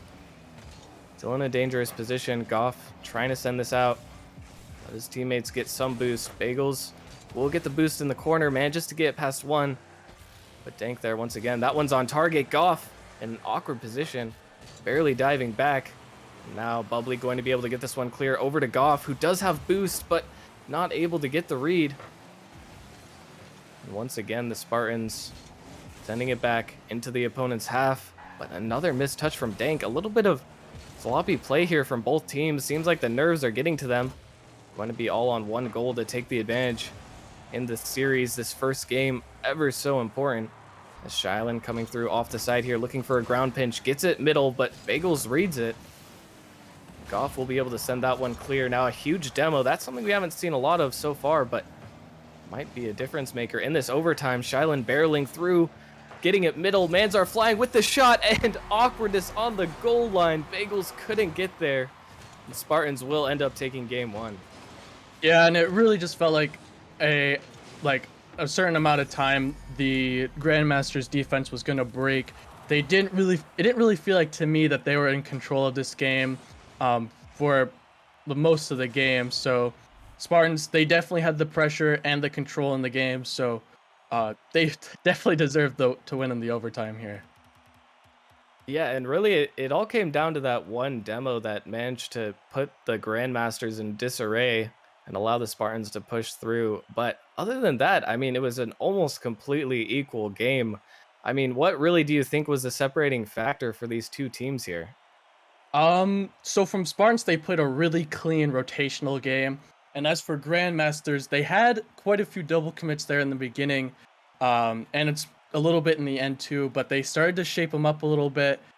And another thing is this Grandmasters defense, it looked a little shaky at times, when they got extended pressure or when Spartans had extended pressure on them, they just kind of crumbled and they weren't able to control their corner boost. So, looking into this next game, they definitely should look into controlling those corner boosts and holding on to the ball a little bit more to break it out, force those 50s.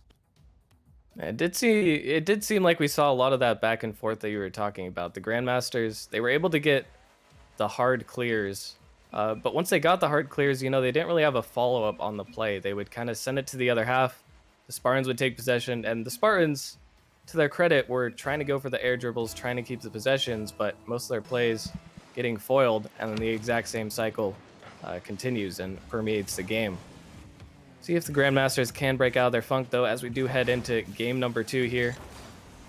Spartans leading by 1, but surely that can be remedied easily if the Grandmasters do show up. Now here comes Dank looking for the double touch. Goff will not allow that one to even touch the backboard, but the follow-up shot is good. Another diving save. Grandmasters surely getting plenty of practice with those. Bagels will try to control this one out of the corner, but Dank dives forward. Will manage to get the dunk.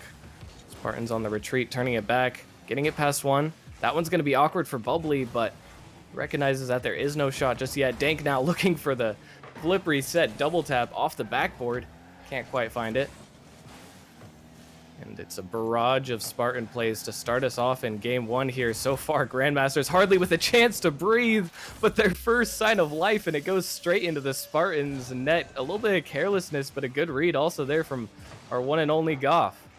Yeah, Goff, a name that I didn't mention, but a very outstanding player. He was able to read that was the last player back and gets a huge dunk, putting them up here 1 in the first minute. That goal could prove to be crucial, as so far this has been a really low-scoring goal affair in the series. Man's still looking for clips, still hunting for these flip resets, flashy plays, but hasn't quite been able to find one just yet. So far for the Grandmasters, it has been the solid plays. Now more awkwardness in the midfield. Should allow Grandmasters as another pinch and another 50. Goff is just a menace with these challenges right now as another one flies into the back of the Spartans' net. And it all started to go wrong when that pass from Chillin didn't quite hit Dank on the mark. Dank got an unfortunate touch. It just bounced right up and over him. And Goff was able to read that and capitalize that with maybe not an intended dunk. A little bit of fortune definitely for the Grandmasters, but at the end of the day, they took smart 50s, and on the other side, Bagels almost getting a smart shot there. And on the other end of things, Spartans, they're not really getting the best line. They're a bit careless with their 50s angles in the first play, just not expecting the dunk when you really should be ready for something like that as third man. Now the Grandmasters, after struggling to get out of their half in the first mid of this game, all of a sudden stealing the momentum and trying to push for even more advantage as Bagels will get his first one on the board here. Yeah, and we really got to look to Bubbly. They're setting this up, getting the bump on man so he couldn't follow the ball. And now, they have the 3-goal lead here, 2 minutes into the game, and we got to look to Spartans and see how they're going to respond here. And, they have the same amount of shots on the board. 5 for Grandmasters, 5 for Spartans, but 3 goals unanswered for the Grandmasters. They will surely just try to hold on to this advantage, but Spartans are not going to let it break. Man's trying to get the fake, but it's a touch back to his teammate Dank, who he claims was lagging for the last play. I didn't see exactly when the player was lagging, but I think we've all been experiencing some micro stutters. Sometimes the updates for Rocket League kind of break the game, so that is unfortunate, so I'm sure that is accurate. And now some small ball here in the side. I think this is going to favor the Grandmasters, though, as Bagels almost had a wide open net to shoot at. Instead, the ball will be sent back. Goff making a touch to the middle. And Dank, you could see the Spartans are trying to control every single ball. They're trying to keep possession and work their way, but especially in this game, it hasn't really seemed to work. Do you think that's a strategy that they should keep trying, or maybe go for something a little bit different? Just boom the ball around a little bit. Oh, as Bagel's going to get another one here. Now 4-0. This one's looking firmly in the Grandmaster's favor. Yeah, it really is Bagels with I think the air dribble fake there, getting one, and Chillin just not able to clean up the corner there. And yeah, I do think that the Spartans need to change it up. I think the demo game is really favoring this Grandmasters team. Since that all of the players are now starting to buy into that and not just 1 or 2 players. Yeah, and now with a minute 40 left, Spartans will get one back on the board. Nice little dribble play there. Mans with Dank as his fullback running ahead of him. Gets a nice flick, just barred down, perfect placement. That's a nice little sign for the Spartans. Even though this game might be out of reach, it's certainly not mathematically impossible just yet. No, absolutely not. I think the comeback is still very possible. We just need to see some more of those demos, and I think they'll start to open things up here for the Spartans. The Spartans will certainly try, but with reads like this, the third man, it's going to be difficult. Bubbly almost adding another one to the tally. This one's awkward once again. Bubbly flying out of net. That one going to bounce off of like 6 players to make its way into the Spartans net. Is this still the Titan League? Did we transpose into something? I'm not sure what's happening here. You know, the ball, we played a bit of pinball and it just found the back of the red net. So I guess if you're a Grandmasters, you're going to take it, as that pretty much cuts the momentum down for the Spartans roster going into this next game. And now with how solid the Grandmasters defense has been, especially, don't really see a 4-goal comeback happening in 1 minute at least. But I'm sure the Spartans will still try, or maybe they'll just try to get some clips for the road. There's another one about to potentially go in the back of the Spartans net, and it will find its way eventually. No, it won't actually. Shilan with a pre-jump diving save of his own. Looking like a Grandmasters player there as he keeps the ball out of the net. They definitely want to at least try and conserve as much momentum as possible, you know. Still important to try and get that consolation goal, as Shilan with another save. The bicycle hit this time, and he is 5 saves for this game, actually. He's been masterful in this last time, but I'm curious here, Puggles. The Spartans, you know, clearly seems like they're trying to play the game the same way that they did in game 1, but haven't really found the same success. Who exactly are you looking at to try and switch things up and have the Spartans regain the advantage in the series? You know, I mean, a lot of the chances last game came from Mans, and this game, he's been a little bit off with the passing, he's been a little bit off with the finishing.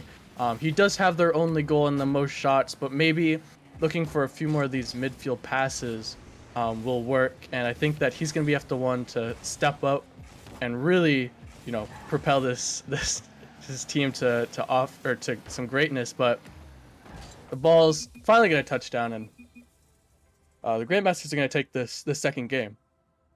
And now an even series, and I think I do agree.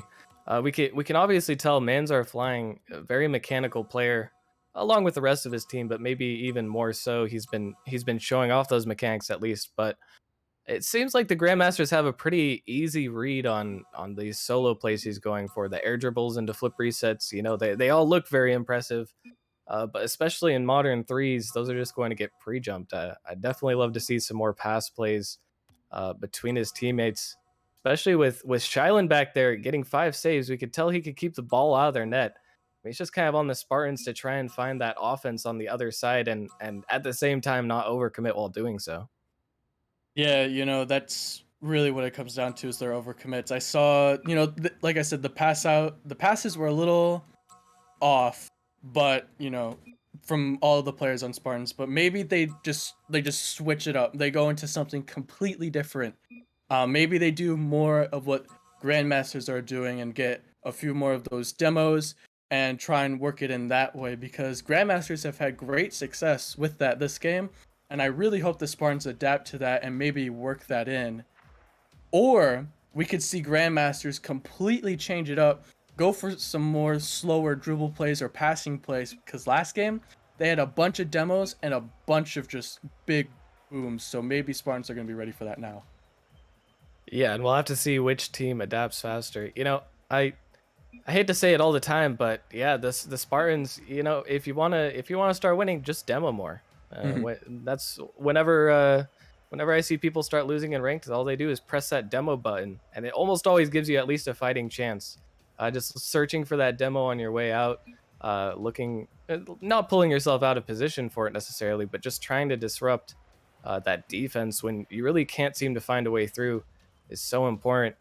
But we'll have to see. Maybe the Spartans have some other plans of their own, or maybe they think that their approach to the game is valid and they're gonna keep trying to work with how they played games 1 and 2, just saying that game 2 was a fluke. Either way, it's up to the Grandmasters to prove that, as we will head into Game 3 now. All even in the series, and this is, as always, one of the most important games in a series when you are tied up. You don't want to give away that momentum and go down 2. Sometimes a reverse sweep is almost a relief to see instead of down 2, as it can be so difficult to win back-to-back games, especially in a close series like this one. But right off the bat, Grandmasters looking for something here. Can't quite find the shots just yet. Once again, Manzar flying, going for these solo plays. That one not really even close to working out. I have to wonder if maybe a hit off the backboard or across to a teammate would have been a better option. But either way, they are able to stay on offense, at least for now, until the ball will get sent back. Luckily, Shylin will make it back in time. He gets demoed for his trouble, and now a 2v3. Although they do get the ball past 1. Goff not going to be able to make the touch. And this time, the pass play does work out. Man's flying, coming through with the double tap. Yeah, and a great solo play here as Goff just not able to get it, but Man's able to just say, I don't care that you're going up for it. You might be a Titan, but I'm better than you. And he just knows that Goff isn't going to hit that, so he follows it up anyways as they get the early pressure here and a good look back from that last game. And yeah, at that point, when you already have the setup, you might as well just follow through. Either you score or the opponent does get a touch. Either way, they should be in disarray for a little bit as Manzar flies through for a crucial save. Just barely coming across. I thought that was definitely going to be a goal for the Grandmasters, but they're going to look for another chance. Bagels up to 50 this one. Goff will come through, trying to finish it off. That one's slow, and it's slow in front of the net. But Manzar flying with no boost to his name.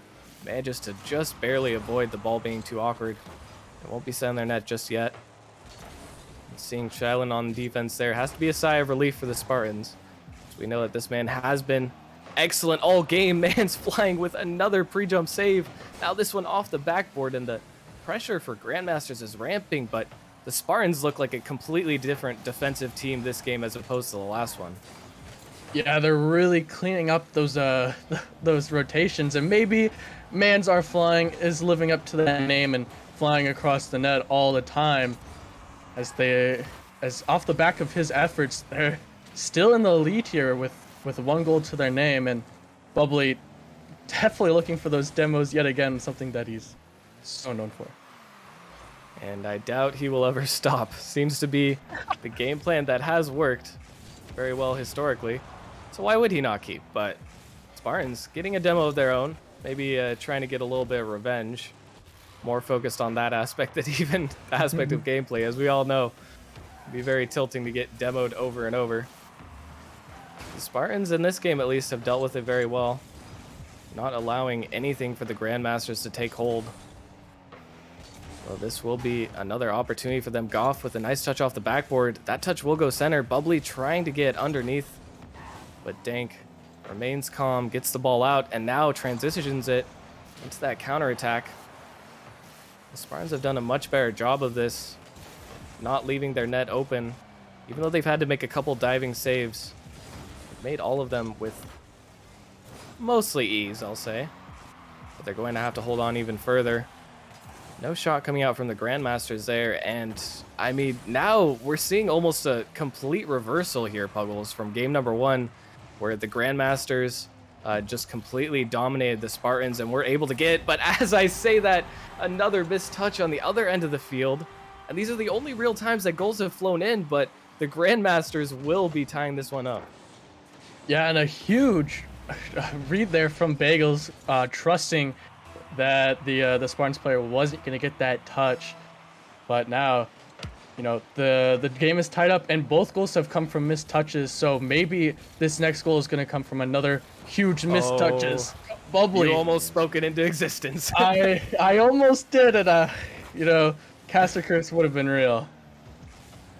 But yeah, it's kind of strange because it seems like both of these teams have played the defensive end of the game basically perfectly, except for one missed backboard clear. Just the symmetrical missed backboard clears that transition into goals on either end of the pitch. But Goff, he had the top shelf open, maybe even more than that, but he can't find the shot. That's another open net miss. Gotta be painful for the Grandmasters as they're almost getting scored on here as well. But once again, not able to put it through. Now they leave the Spartans with ample opportunities to come back. Although they're running out of boost very quickly. If the Grandmasters can be efficient, might be able to get an opportunity here. Bagels to the center. Man's Flying deals with that easily, I should say. And this one looks like it's heading into overtime once again, reminiscent of that game 1. But will the script remain the same? I guess we'll have to see as we head into it here, but I just have no idea who has the advantage right now in this matchup. It seems like such a stalemate.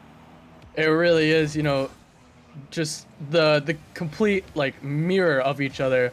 One team absolutely dominant for like a minute, and then it goes the other way.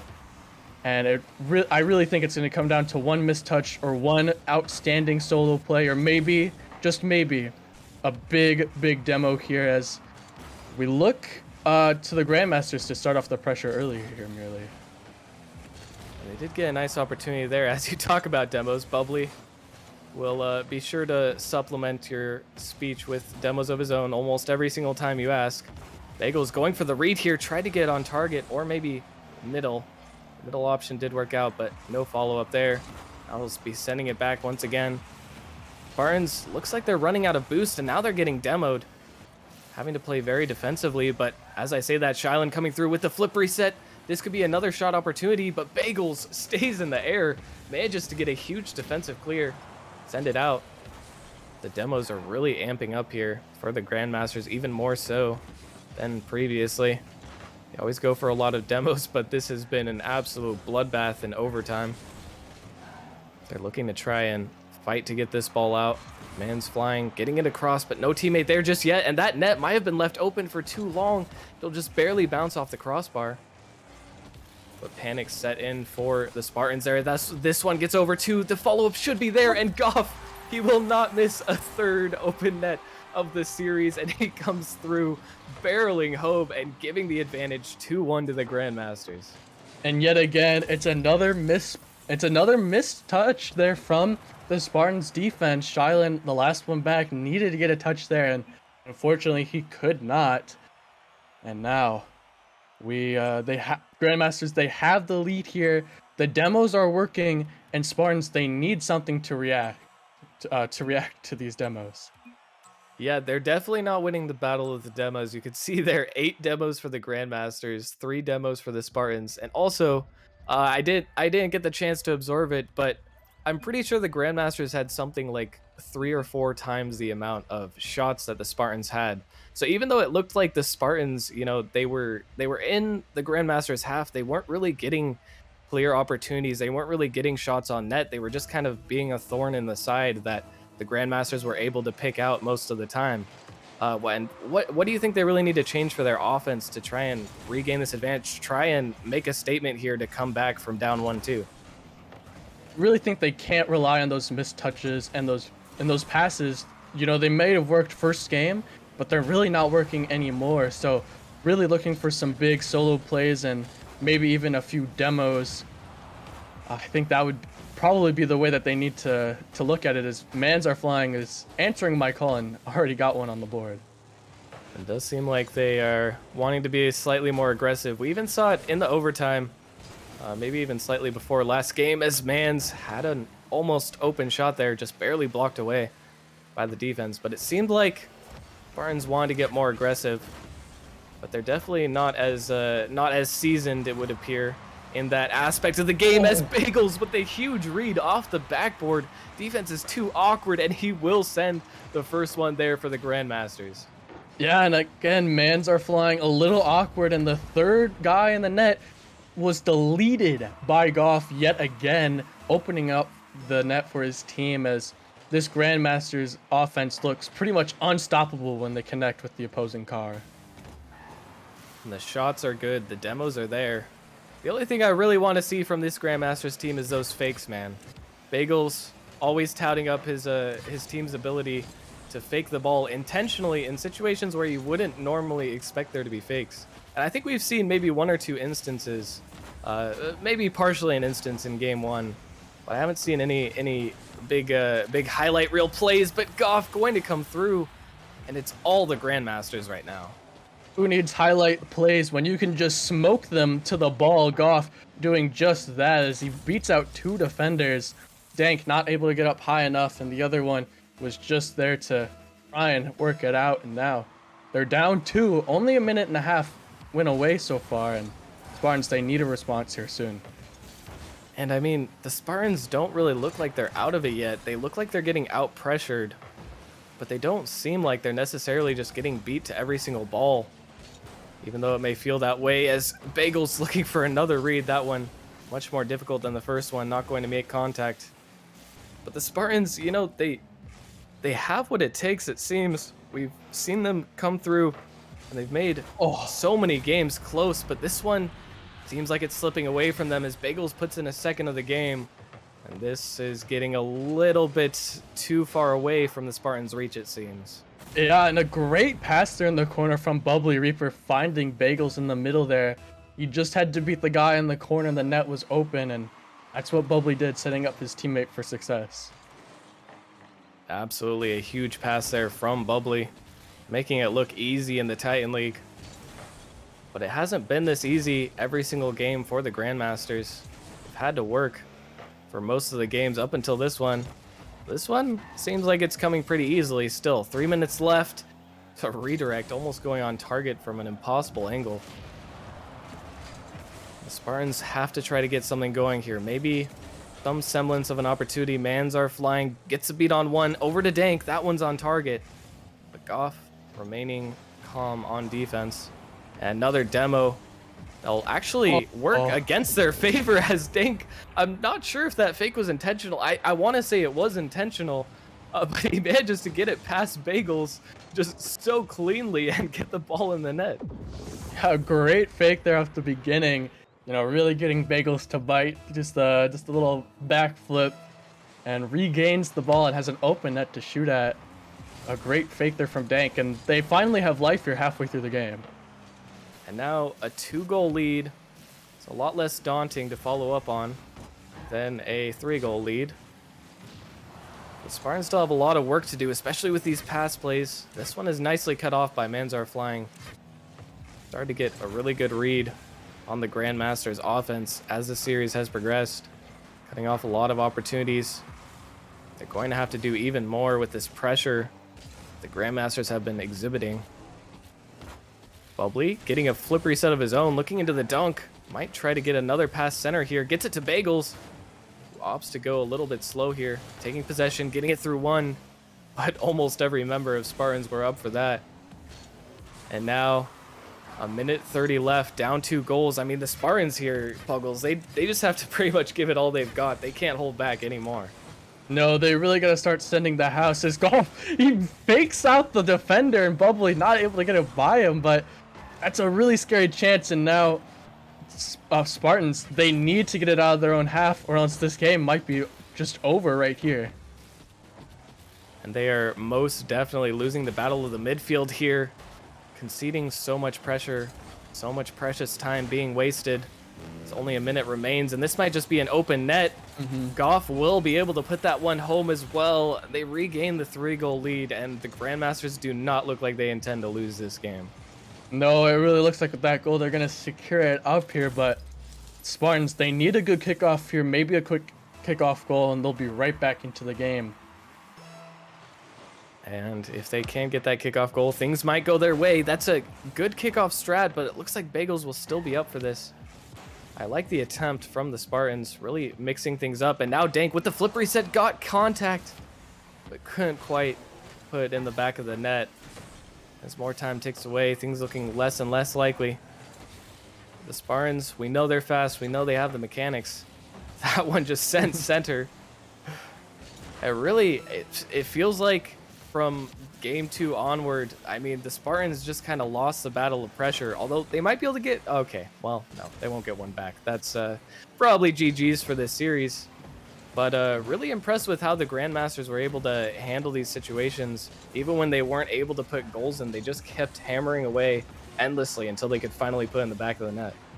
Yeah, it did take them until the second game to find their stride and really have the entire team really start to go for those demo plays, as that's really, in my mind, what really secured it. Is it wasn't just one player going for the demos, it was all three of them really trying to open it up for their teammates. And I mean, it really looked great after that. So that's that's all that I really have to say on it, is that they demoed more and it really worked out for them.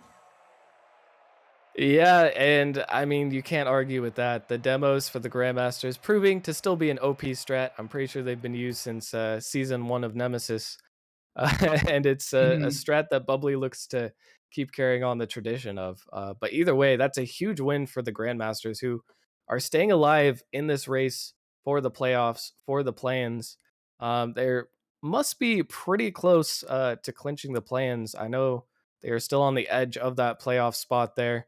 But with a win over a team like the Spartans, who are sitting at 10-3, bringing their own record up to 9-5, that's just an absolutely massive victory for them, and definitely going to increase their confidence once they do manage to make it into the playoffs or plans as well. Yeah, absolutely. And that is just a super important win there. As of right now, Venganza is the only team that has won so far today. So they're definitely keeping up in that race here. And it doesn't look like Blizzard has played, and now Grandmasters is tied with Blizzard here for the 5th seed. So they're definitely capable of taking it and maybe pushing past them. And if they keep up performances like that, could definitely see it coming to fruition. But we'll just have to wait and see. Thank you guys for tuning in. This was the last matchup of the night, but we will be back on Saturday night. I do think we still need one more Saturday night slot filled. Hopefully we have figured that problem out by Saturday.